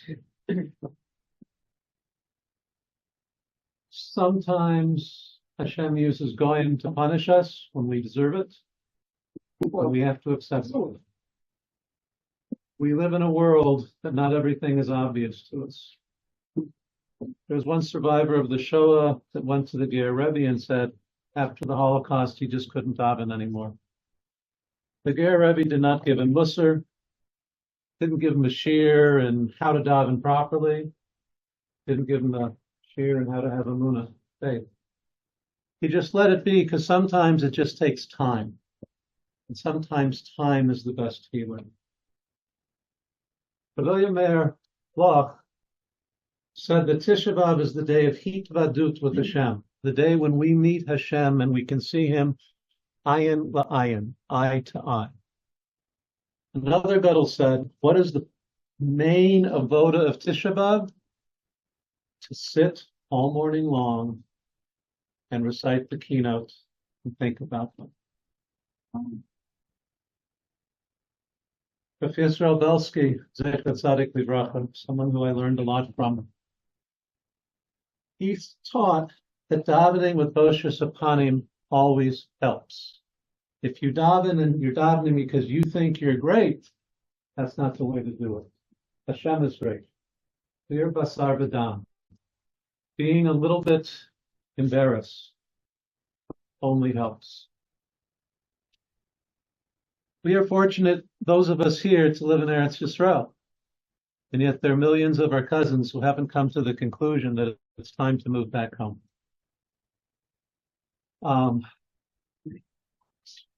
Is it worth it to kvetch and complain? Are these Kinnos us complaining? I don't think they're complaining.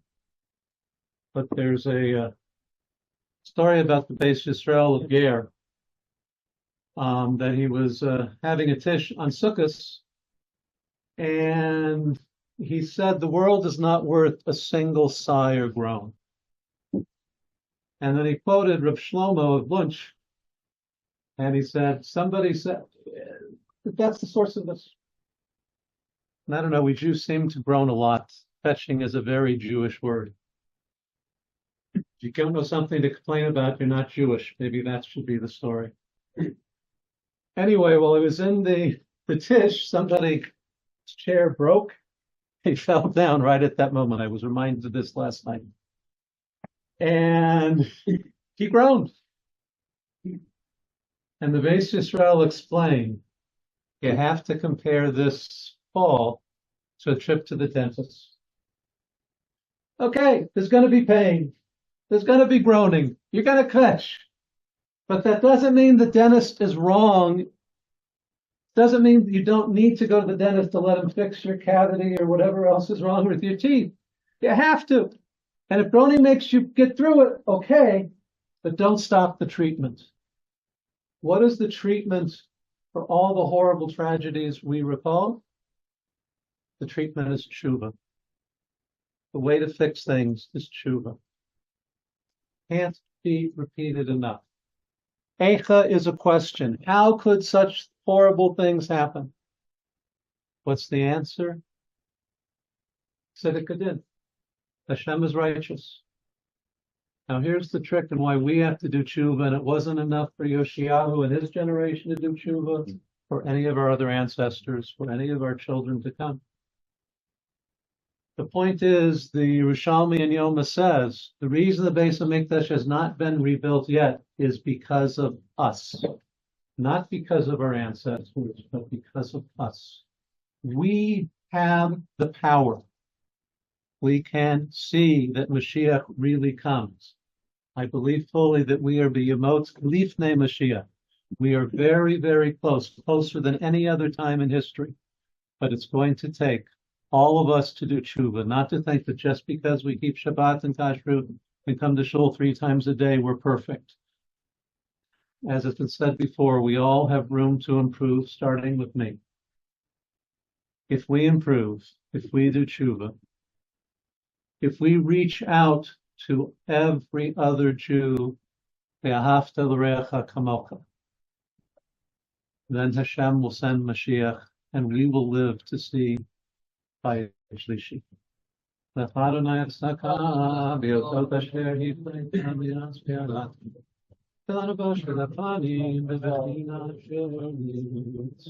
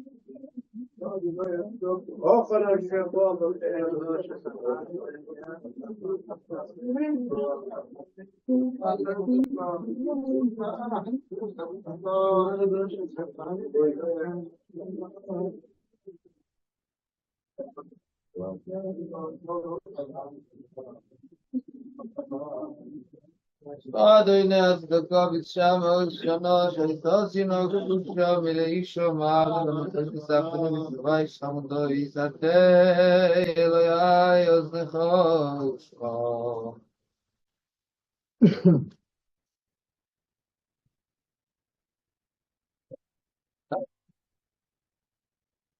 The next keynote of Aleph, Arzei al-Manon, speaks about the Sarahogim Malchus, the Tanoim that were killed on Kiddush Hashem. They were brutally murdered during the Tekufa, the second Beis Hamikdash, before and after the Romans. It's a theme that we're familiar of from Yom Kippur as well. I wanted to point out 3 particular things noted in the Kinnos. I think perhaps can give us a better concept in why we're saying this Kinnos and why we're here today in general. In the Kinnos mentions, one of the Tanaim mentioned is, there's the Rabbi Shmuel Kohen Gadol, who the Romans, their cruelty, took off the skin of his head, took off as part of the torture, part of the process of killing him.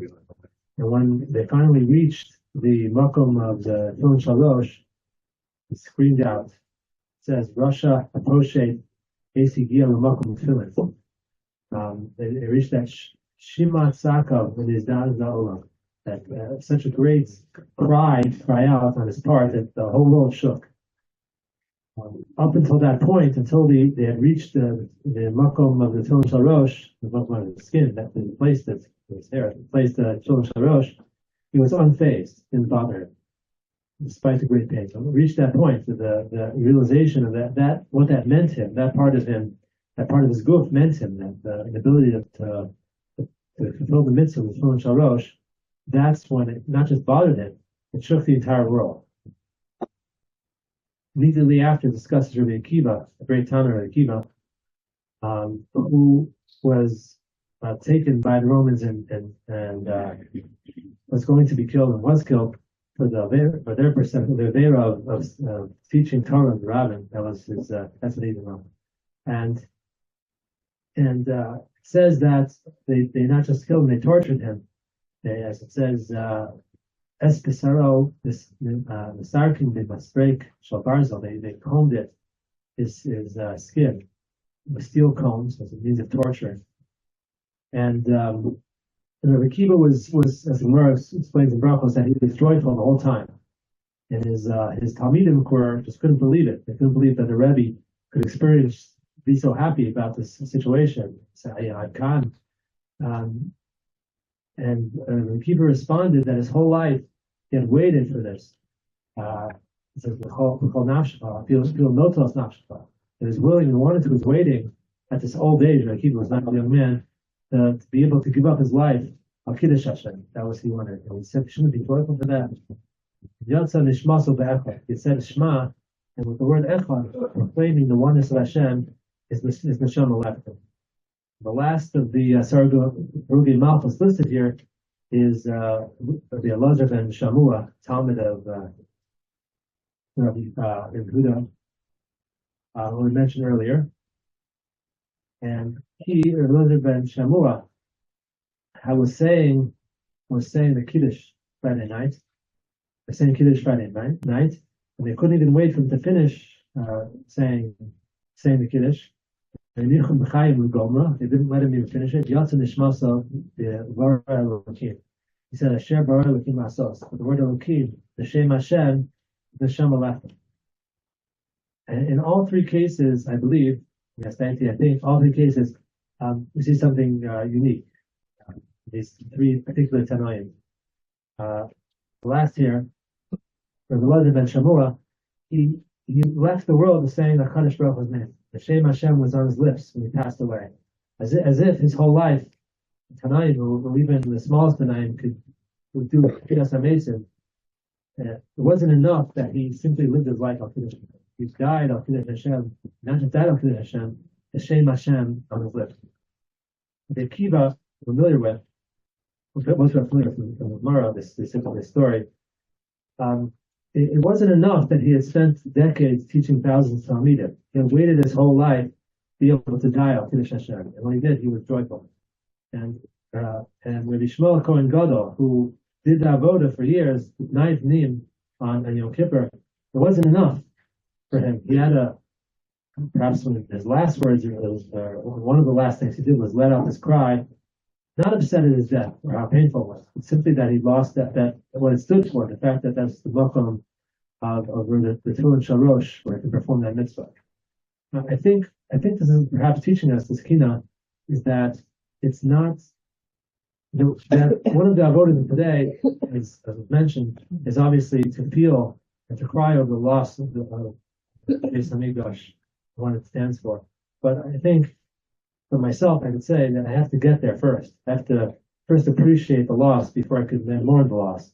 That is part of the avoda. And what we see here is these great Tanaim who we have to appreciate the greatness, to appreciate the loss of these Tanaim.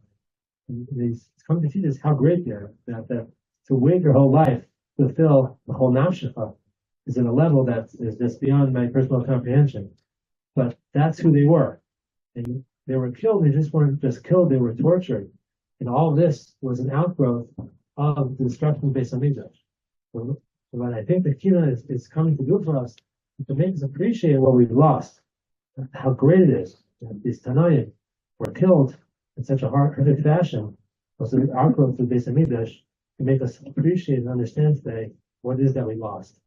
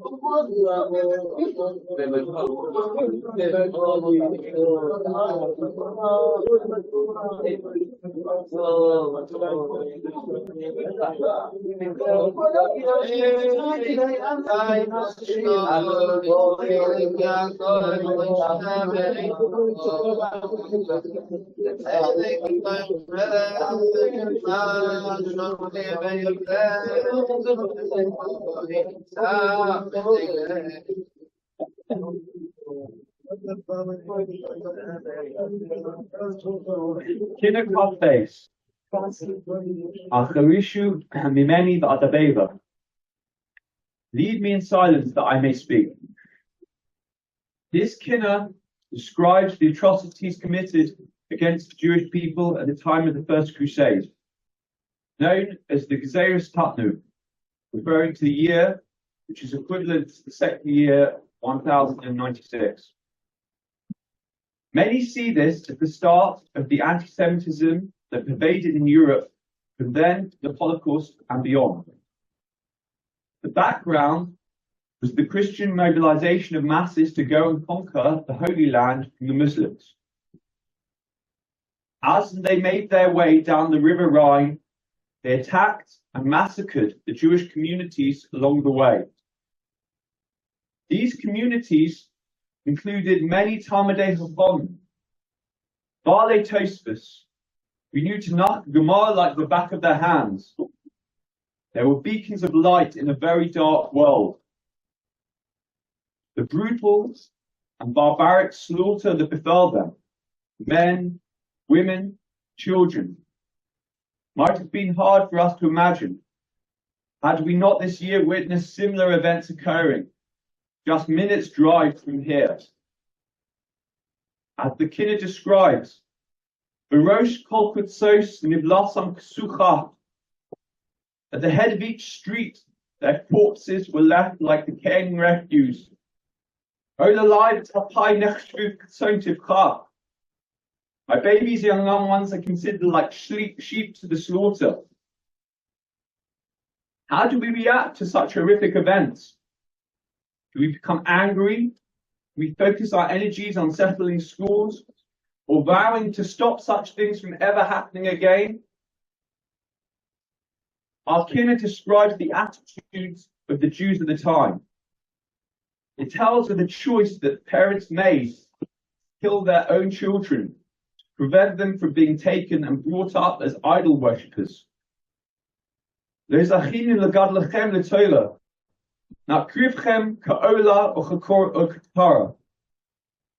did not merit to raise you in Torah. Instead, we must offer you as a korban, an incense offering. And it continues, the Kinnos. As is kimu gedolim v'ketanim, the kapel ba'ava din shochei ma'onim. So both the young and the old agree to accept in love the decree of him that dwells in heights. The victims in our Kinnos did not complain about their own lot, but rather they saw with clarity that this was part of the divinely ordained process. Indeed, later in the Kinnos, the poetry borrows from the words of the Tochachav and Devarim. Erev omrim mi yitain sfarim, v'vokem tzapim mi yigla orim. Only at the end does the Payet plead for action, for the desecration of Hashem's Torah that has been caused. Kanei l'torascha asher serafu hazeirim. And pity for the people. Am Shavei Pesha, the nation that has repented from sin.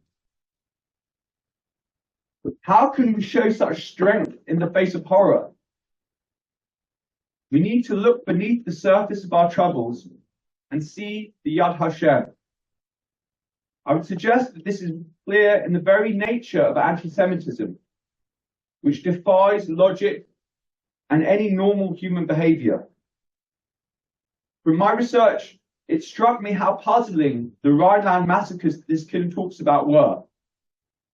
They cannot be explained by greed for money, since the Jews offered ample bribes that could have been taken to prevent the killing. They were not committed simply by false ignorant masses, but the people who perpetrated included nobles and educated. The massacres were done by so-called religious people. But aside from lacking any basic morality, they violated the precepts of their own religion that at the time officially forbade slaughter and forced conversion of Jews. In certain ways, this is not dissimilar to the base atrocities committed on the 7th of October by supposedly religious Muslims.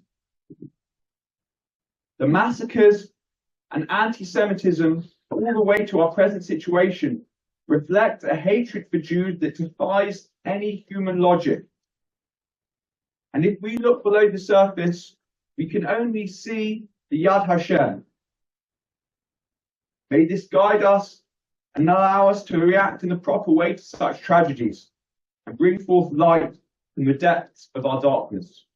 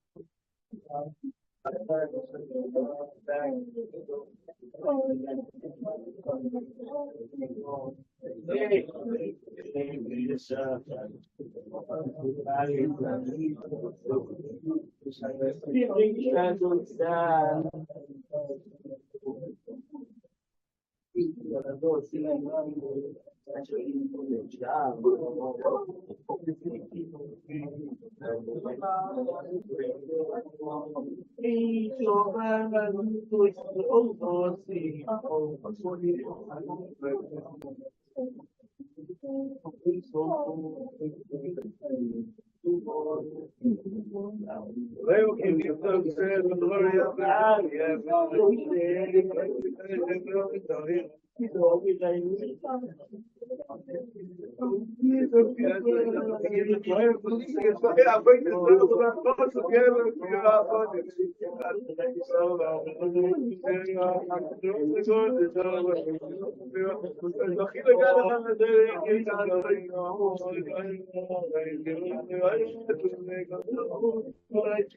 this people get out of it, we have a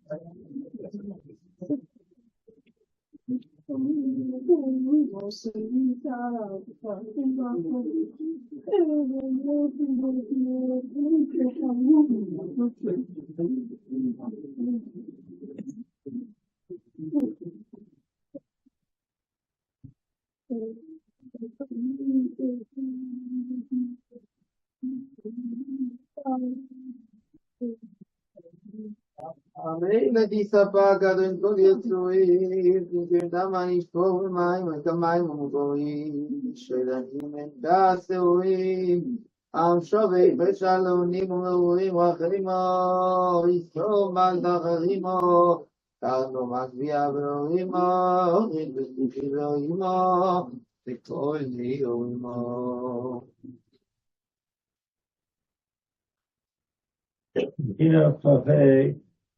The fight with Logos ben Yehuda asked that we cry along with him, once again discussing the tragedies during the First Crusade in 1095 and 96, which occurred in the Ashkenaz communities of Wormspire, Mainz, Mainz on the Rhine, and estimates of close to 10,000 people were killed within a 2-month period. The tragedy extended as much as it was beyond those that were killed, but the great Torah centers that were lost forever, something that has been repeated, unfortunately, over and over again in Jewish history, where we see the uprooting and ultimate resettlement of Jewish communities as the Jews continue to wander until the final Geula Be'ez Hashem, which comes soon. This was indicated to be the first mass wave of anti-Semitism where communities were overrun. This time it was by those fanatical Christians who were marching towards Yerushalayim to reclaim what they called their holy places. That was at that time under Muslim control, but in their zeal for Jewish blood and the prospect of adventure and gaining whatever riches and spoils of the tragedy they could have, they attacked these holy communities in Germany. Ironic as it is, and what we've seen even to this day, these crusades started in France, and the French Jews actually supplied funds and food for their journey. How quickly they forgot, though, by the time they reached Germany, where their mood drastically changed, and they began attacking those that actually helped them. Rav Avrohom is asking us to cry with him, as in this massacre, two crusaders entered his house and killed his wife and two of his daughters and one of his sons. At the beginning of Megillas Eicher, we read in the second pasuk, "V'achol v'tishka v'layla v'dimasa al lechia v'ein menachem mikol ovecha." She weeps incessantly at night with tears on her cheek. She has no one to comfort her from her lovers. And Rav Asher Weiss brings down in the first parak of Eicha Rabbah of what this is coming to teach us. And he brings down that Rav Gamliel, there was a woman in the neighborhood where Rav Gamliel lived, and there was a woman who every single night used to cry due to a young son that died. And she would weep for him during the night. And Rav Gamliel would hear her weeping and would remember the destruction of the Beis Medrash and would weep along with her. And so much, and so that his very eyelashes fell out. And Rav Asher Weiss explains, well, what is the connection between the weeping of this woman and the destruction of the Beis Medrash? And he reminds us that all kavanos, all tzaras that we have is due to the fact that the Shekhinah Begalusa, that we don't have the divine protection and the closeness of the Shekhinah. And therefore, when he heard this woman crying, he realized that this is also a result and a connection to that which we are still crying today.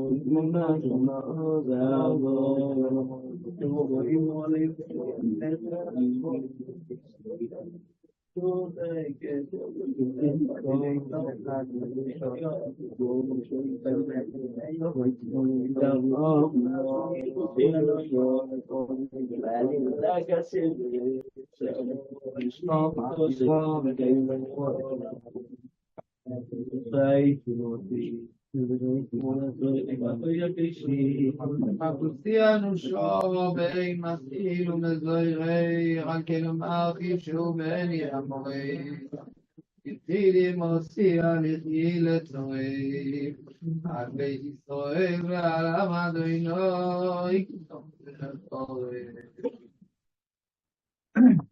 The next keynote, well, going back to 1,000 years, was the Halois and Yos. That in the time that during us was when the time in the midst of the Korban and the Yisrael were in chains, crossing the rivers of Babylon. In the middle of the climax, that already after the walls were engaged, there's been siege in the city, in the city. The Mikdash is destroyed, the land is laid in ruins. All the men, women, children, the young and old, being shipped off like cargo to Babel, being treated like cargo one at a time. All the tsars. So it was a very traumatic time. That's when so what do you do when a child's in pain, when he's hurt? You go cry to the parents. But Avenima. The Yirmiyahu goes and runs, cries goes to Avos, wake up. And many times that's when the trouble happens, when parents are sleeping. But when you say get up and cry out to the Kadosh Baruch Hu to please try to get your children are in Golos, the Batim are destroyed. Try to get them out. So you're going through the Kinnos, the fascinating back and forth between how the Avos are talking to Kadosh Baruch Hu until the end. The Kadosh Baruch Hu does, let's say, give in and give in. Starts off that all the Avos all together are crying out. Why don't you remember the remember the bris? The Kadosh Baruch Hu said, didn't I know? They were rebelled against my covenant. They forgot they say they don't believe I am here. So that didn't have each little Avos went step by step. Then came to Avram Avinu, Avram Zach Avamoin, and he says, I have a word from my children that how can this be that I did 10 discernists and you give an avtacha that all my children should be up here Avram. Don't be worried, don't be scared. Kadosh Baruch Hu says, what do you mean? They left the family business by doing, they went to do Mavolah Zarah instead of serving Kadosh Baruch Hu, and they started digging broken wells, and they started doing the Dibros. How can I not? And then comes Yitzchak, and other Rabbi, and he says, Shraida, what do you mean? Why can you do such a thing? I was sacrificed myself willingly in order to make for you as a korban. And he made enough tafah. It's BC. But it's look that, and he says, how can I not do it? Didn't they? They rebelled against Yirmiyahu, and during the time of the Haram of Moriah, the place where he did the kehillah, and how can I be? And they killed the Zechariah and Navi. How can I forgive such a thing? It sounds very, very. They're very, very terrible. Don't sound very good in the purpose right now. See, but something changes here in the middle. Comes Yaakov, it's not to do with himself. He started crying. Instead of something deep within him, he was crying to Kadosh Baruch Hu that you write down the dinim, but how can you be so extreme on and terrible on the punishment? But how much for one claim that died? Don't be common Elif. Thousands upon thousands of people died. How can you do so out of proportionate? That for these children that I took care of the shvatim, that Yaakov Avinu was the father of a big family. Having taking care of little kids is not too easy. Everyone's jumping and having to deal with them sometimes getting it talking. Like even though my Rabbanim are not listening, don't behave, but look, I'm a father, I have to take care of children, little kids, and they're fighting, and brothers being jealous of one another, kids getting taken captive, and brothers trying to wipe out cities. I have to do kehillah to them, and still they do personally things, but I still have some rahmanas on them. I don't go out all out. And Hakadosh Baruch Hu doesn't say anything.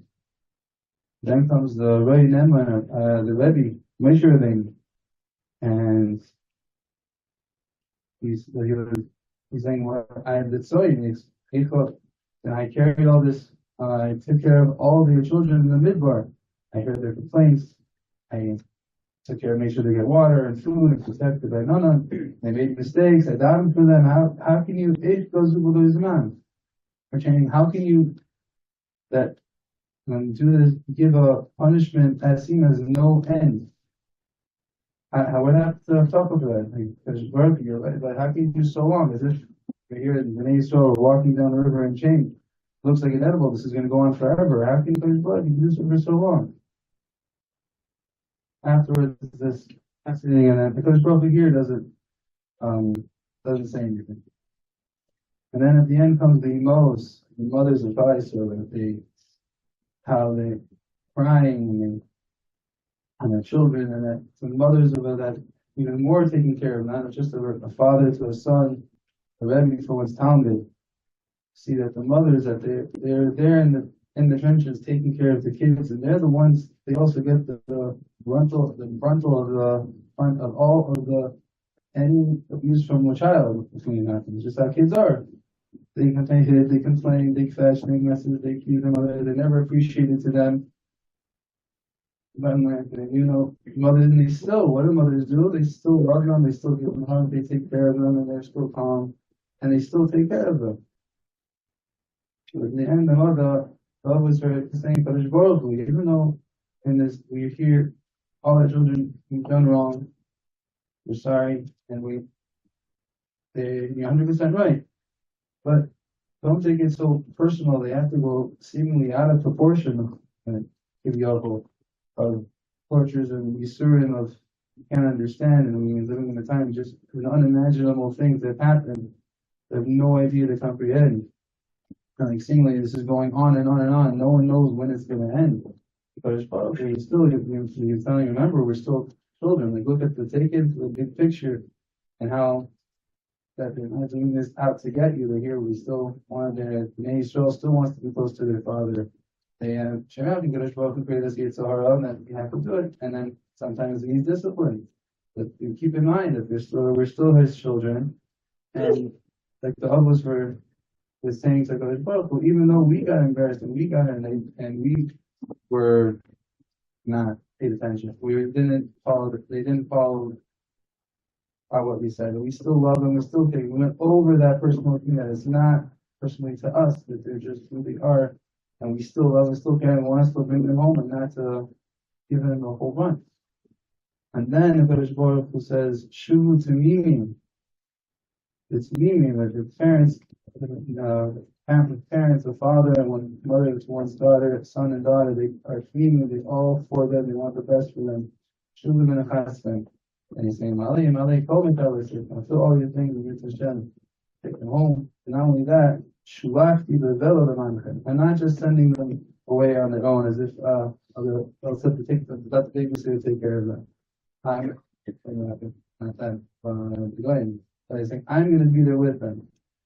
And Hashem's like, where we are now, it's not that, we're left alone, that people have been done and the Pastora have been slaughtered, and now they're still captive, taken in. the Kodesh Baruch Hu is, and our soldiers are down there in the benches and all the Chadorim and the Torah institutions are all under attack. It's not that a Kodesh Baruch Hu left it up in the air as nothing. He's still here with us. He just chose, and it's not only chose them that they're there. His design is a big divine plan, and he chose us to be here in this Beis Medrash, all being the Kohen on the Leilas. And it's a Shani Meshoivav Dovis Benechem. Us Bahalu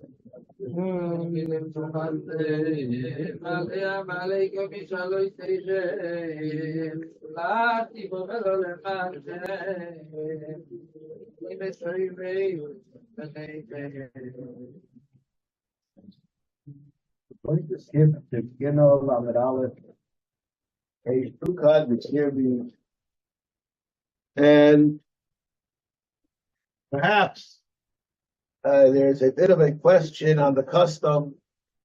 The custom here in the shul is this Kinnos we sing. Not much to sing about. In fact, the chant that we sing with is almost eerie. And I believe that there is a message in this Kinnos that's about a contrast between Klal Yisrael at its zenith and at its lowest of points. The Sfas Emes explains that the idea of shir, song, the word shir comes from the same shoresh as yoshar, straight. And he points out that it's quite odd. Song is made of highs and lows. It's anything but straight. But the shir takes the highs and lows and puts them together and forms a message. The highs and lows come together to create an image, an idea, an ideal, and a feeling. I'm not sure which is more wondrous, the heights of Klal Yisrael or its lowest points. In Mizera HaYehudim, Asher Atechiloi Salim Polofonov L'Sucholoi. We know we go from the highest of high to the lowest of lows. And it's not because we're not stable. On the contrary, we have the most vitality and reaction possible. And that's why we are so polarized. In reviewing this Kinnos, I had a question. Perhaps it doesn't work out well with the custom of B'teisim Mitzrayim, B'teisim Yerushalayim. But why doesn't the Python just list all the positive aspects and then say B'teisim Mitzrayim, and then list all of the negative aspects or seemingly negative aspects, and Seisim Yerushalayim. Why do we have this back and forth and going through each thing? And I believe the answer to this question is twofold. First of all, each and every pain, each and every gladness in itself needs to be celebrated. When you lump them all together, the individual gem is lost in the crown. Whether we're speaking about the positive or Rahman al-Islam, the negative. And therefore, they're contrasted piece by piece. That's first of all. And second of all, we must understand that each thing has its place. Not only does each thing have its place, I question, and I really question. I'm asking this question in a theoretical sense. Do you think it's easier to have Amunah when you're standing at Har Sinai, or to have Amunah being thrown into the gas chambers?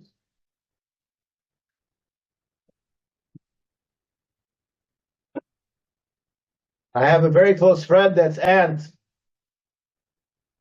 was thrown into a gas chamber. She wasn't supposed to be there.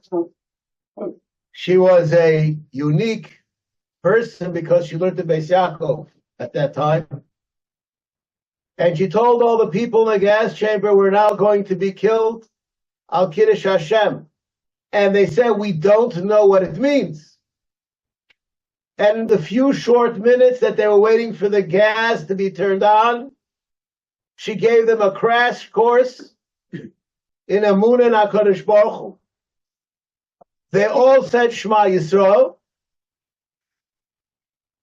And then the door opened and somebody grabbed her and took her out. They all died al Kiddush Hashem and she survived. Rabbi Isai, I don't think there's a greater obvious manifestation of the Yad Hashem than that happening. In a sense, perhaps, Har Sinai is dwarfed by such an event. And we as Jews, we sing a tune, as eerie as it may be, whether B'tzeisim Mitzrayim or B'tzeisim Yerushalayim. It's indeed unclear which is more eerie. As the tune that we say, as we offset our highlights with our downs, we understand that this is the Yad Hashem. And we sing it because the highs and the lows come together to bring forth the symphony of Hashem Elokeinu Hashem Echad.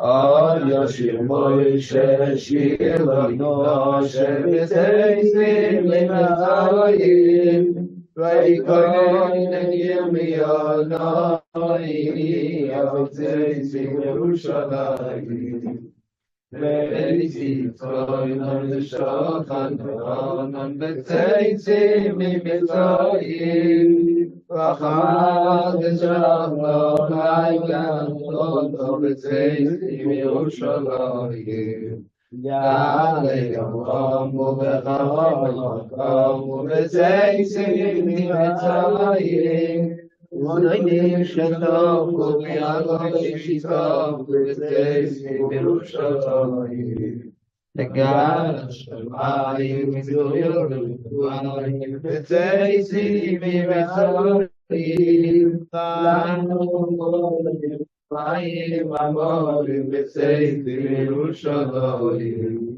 Ashkem haaretz zivos hachor, v'tzeitzim mitzrayim, koyrei yadei v'yadala yizbor, v'tzeitzim Yerushalayim. Malek Moedoi Nogei Nogei v'tzeitzim mitzrayim, Kedusha v'tevach kedusha v'tzeitzim Yerushalayim. Zevach u'mitcho Hashem v'tishma v'tzeitzim mitzrayim, Shmulach v'legluva v'tzoi l'tivcha v'tzeitzim Yerushalayim.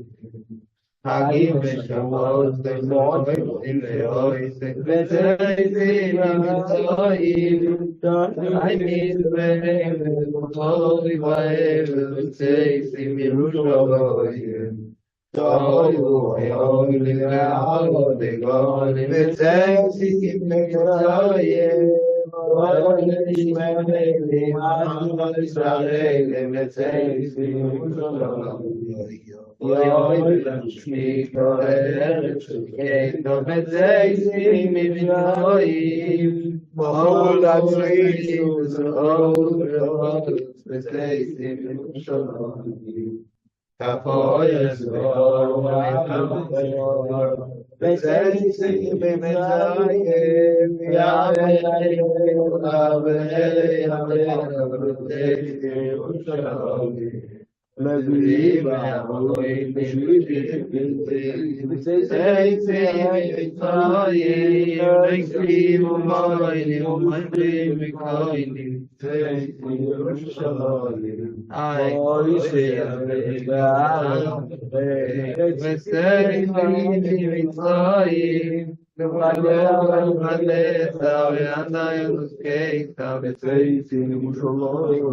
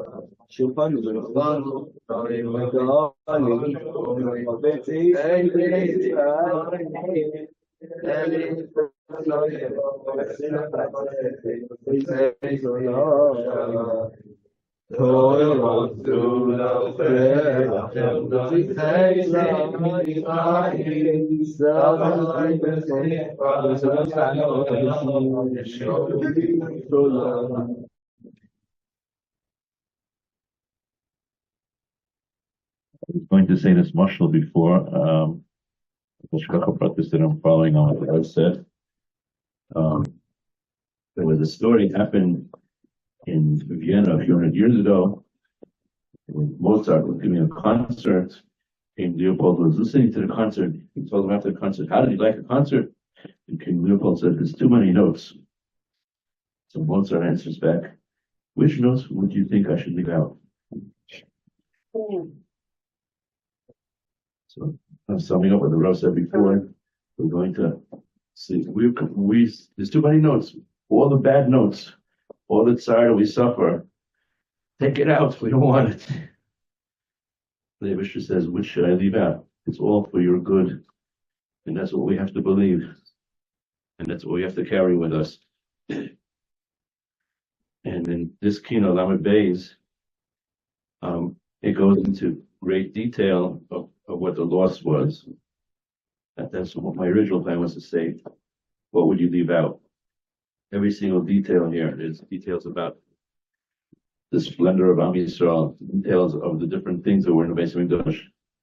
We know the Beis Medrash is a marshal for a person. The Mepharshim say that menorah is corresponding to the eyes, mizbech and shulchan for the digestive system.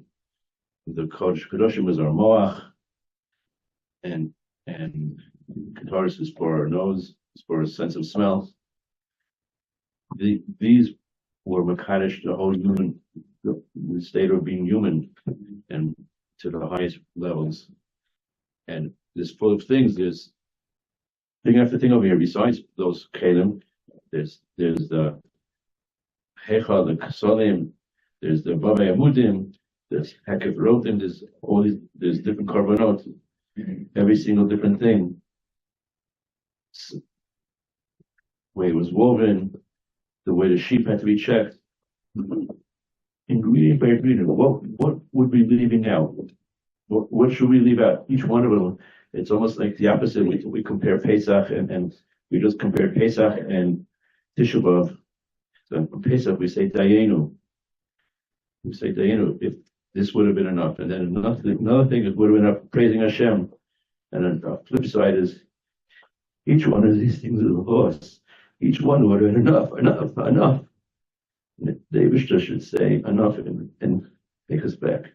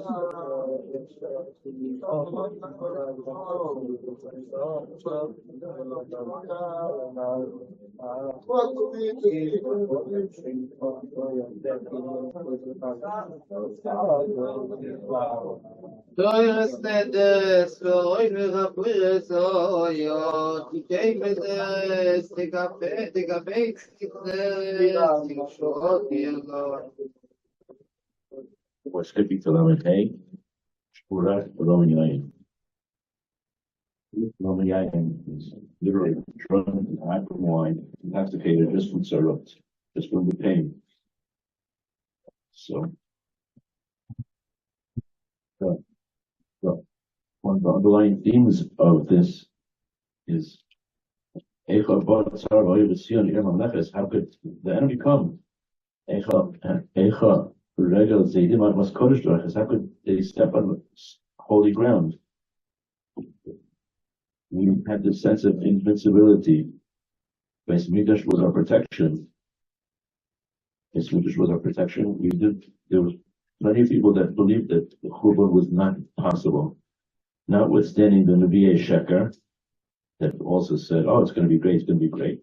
And they thought Yirmiyah Navi was like way gone. Like they have the cloud, and in the second Beis Mikdash didn't have Nevi'im, but people believe we're immune to Churban,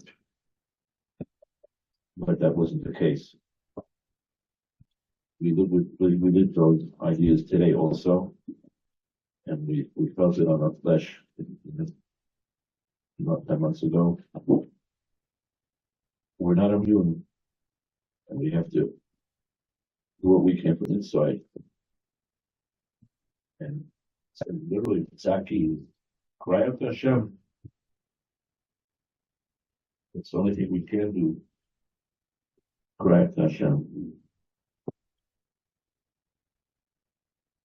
פורט ולא מיין, אני חושב כפיים רבים,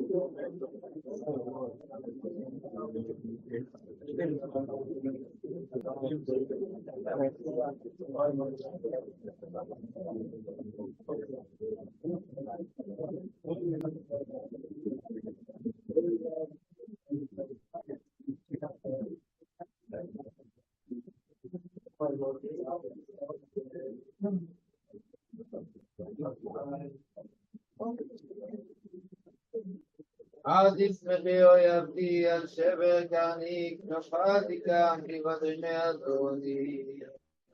תנקי אשר בתורני ועקרתי ועבר אשר משורני. כאב אולי תעבור כל את אשר עבורני, ועוזבתה לי סעיפייך הנפית אסתפייך. ותעקי פני אדוני ארחיב סיפייך הנפש ולולייך. תהילו אסתפייך. The next Kinnos starts a set of Kinnos about Sion.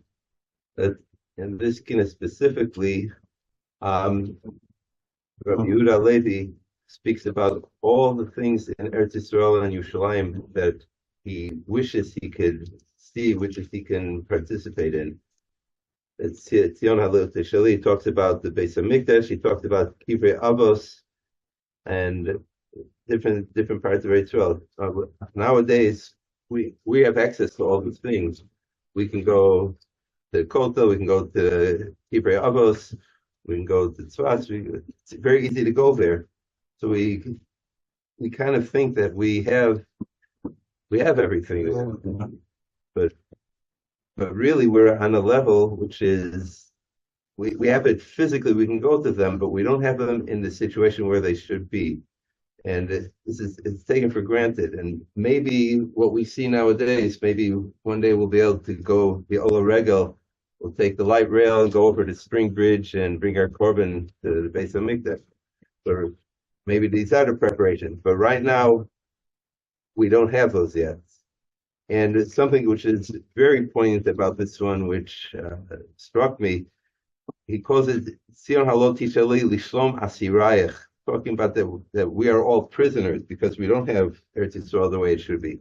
and there's a few different things he refers to as the prisoners. Says Shalom Asiri Tikva, and even more appropriately, Bor Shvi, that the prisoners that are in the pit, in the tunnels under Gaza right now.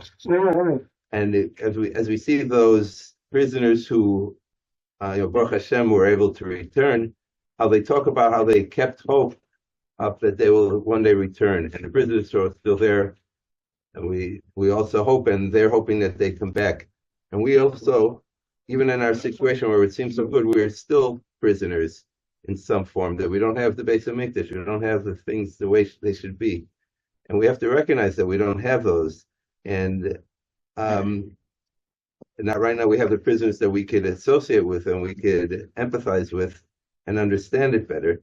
We have to internalize that things are not the way they should be, even though we have all the physical things that we think we need. And I also thank everyone who participated, all the Rav especially, and all the members of the kehillah who gave the words of inspiration, each in his own way. And all that put together should enable us to feel the churban, to feel what we're lacking, and with that bring us to the Geula. Zion Haloki Shali.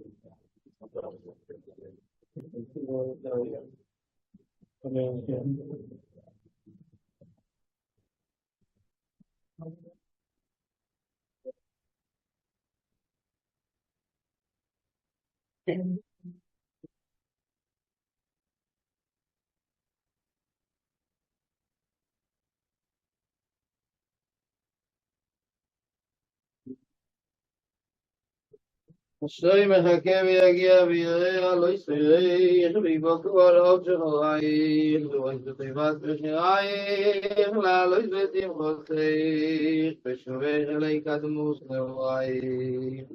We'll say first the Kinnos for the Shoah, for the Holocaust, and after that we're going to go to Elitzion.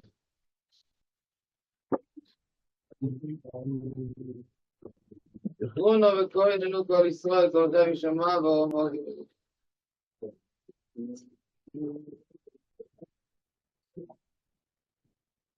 טוב, אברי היסר, שאומרים את דברים מאוד שאינם דשואה. Which one? First one, the one, Zichrono. זיכרונו.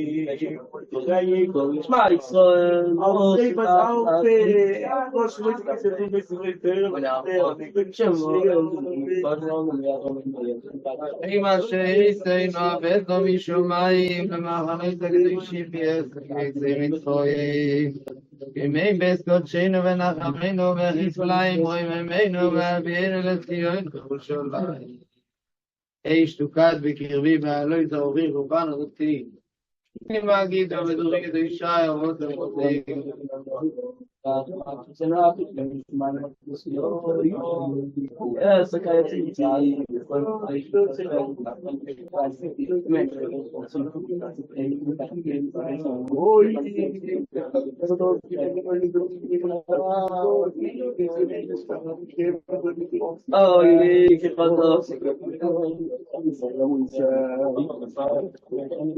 אורנה השם נקרא אם נקמת עבודך שבט שופטים כבון מייסך ויחיו צדיקך ועודתי רפלתי על גיימיים תירדנו עינינו על שבר ואובדן בסיר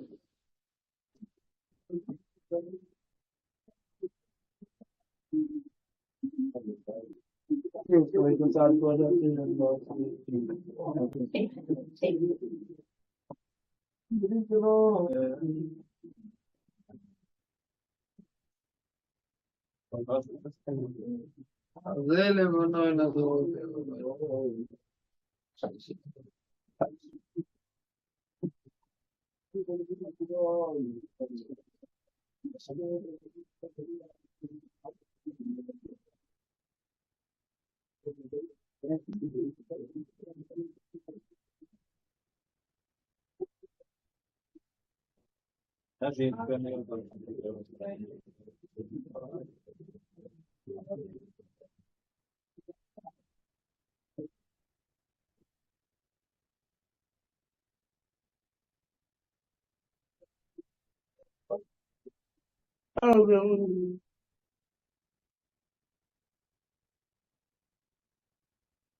רוח אמנה שפעלתו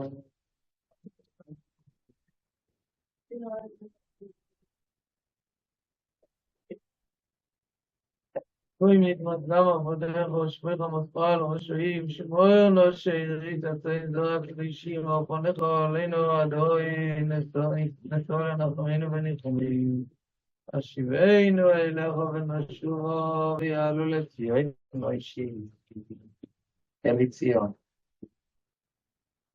אלי ציון כמו שלום לציון תלכו תגור עשה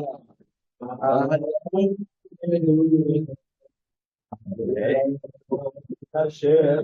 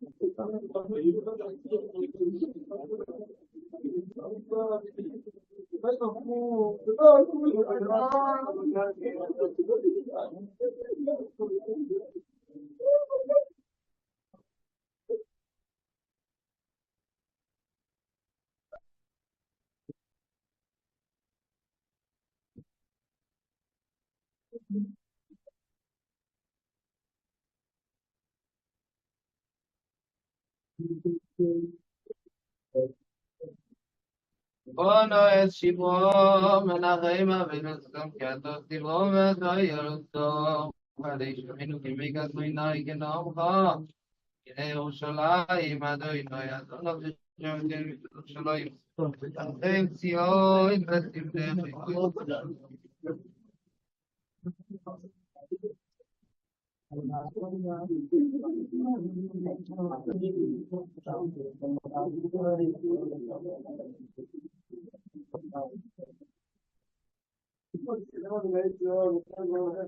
Tasoin V'Simchoim Otzeva V'Da V'Kodim V'Ashrei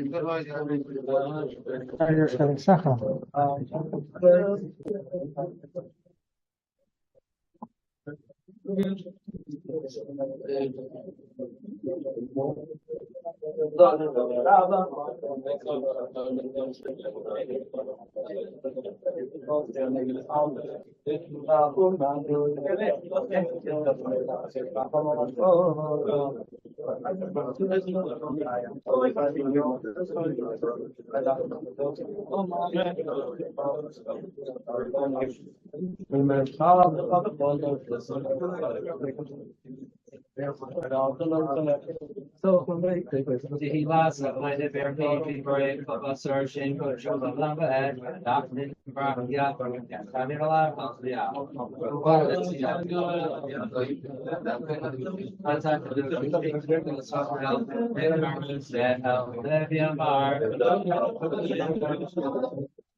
right,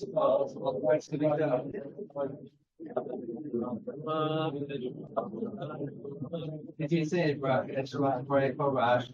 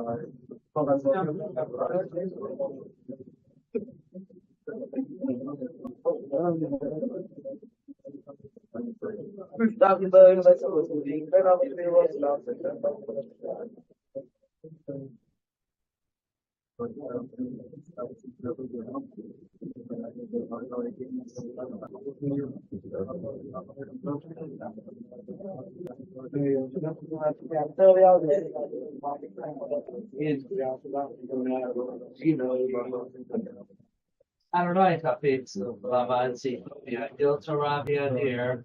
He's good out, he's good out, Shamiraba, and Bobby Rocker would say, they club would say, okay, phone of the Ami phone, pay the full basis rail. Bagalabi, Smith, or maybe,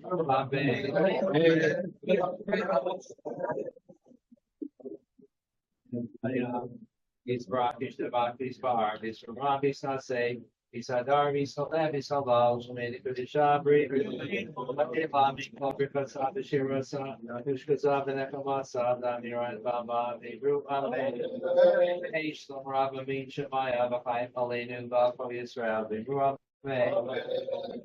such a long Ramav, we have such a long Palenu, Bako, Israel, the Ruab,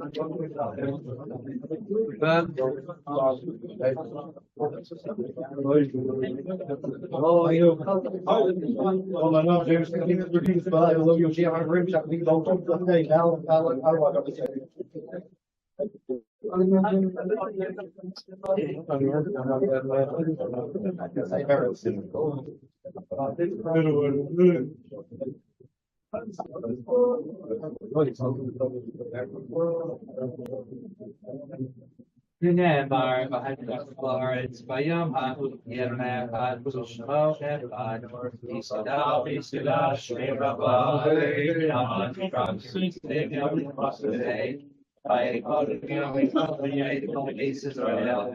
Bagalavis, the Rupa,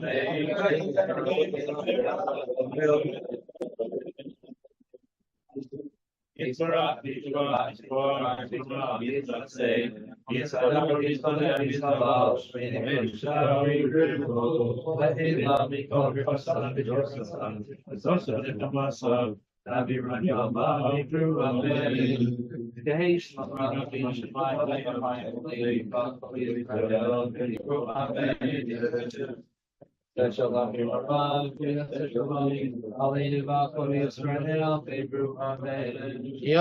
Shlishi v'Shabbos. After Chatzos, you could say already Shusha Yom and Pidam Teres. Shusha Yom Shlishi. We don't teach it, bro.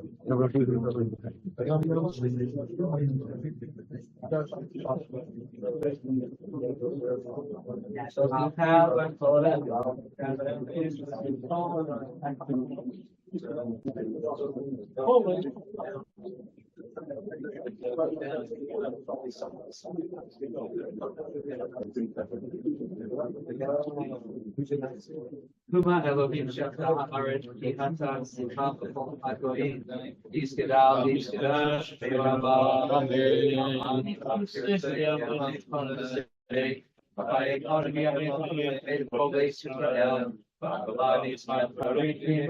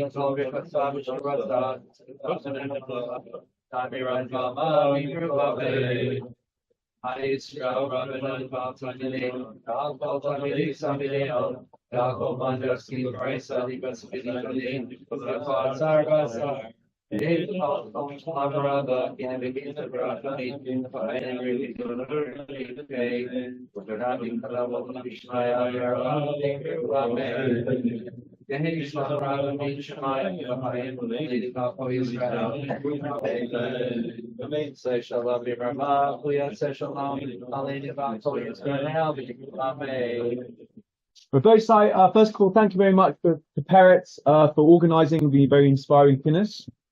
Just to quickly announce, there are a number of shiurim that's going to be in the afternoon. First by the Rav Shlita at 5:15, and then there's a second shiur given by Rav Naftali, and this shiur is going to be in Ivrit, and it's also going to be specially catered for younger members of the community, everyone, but especially younger members. So you can encourage the younger members please to come.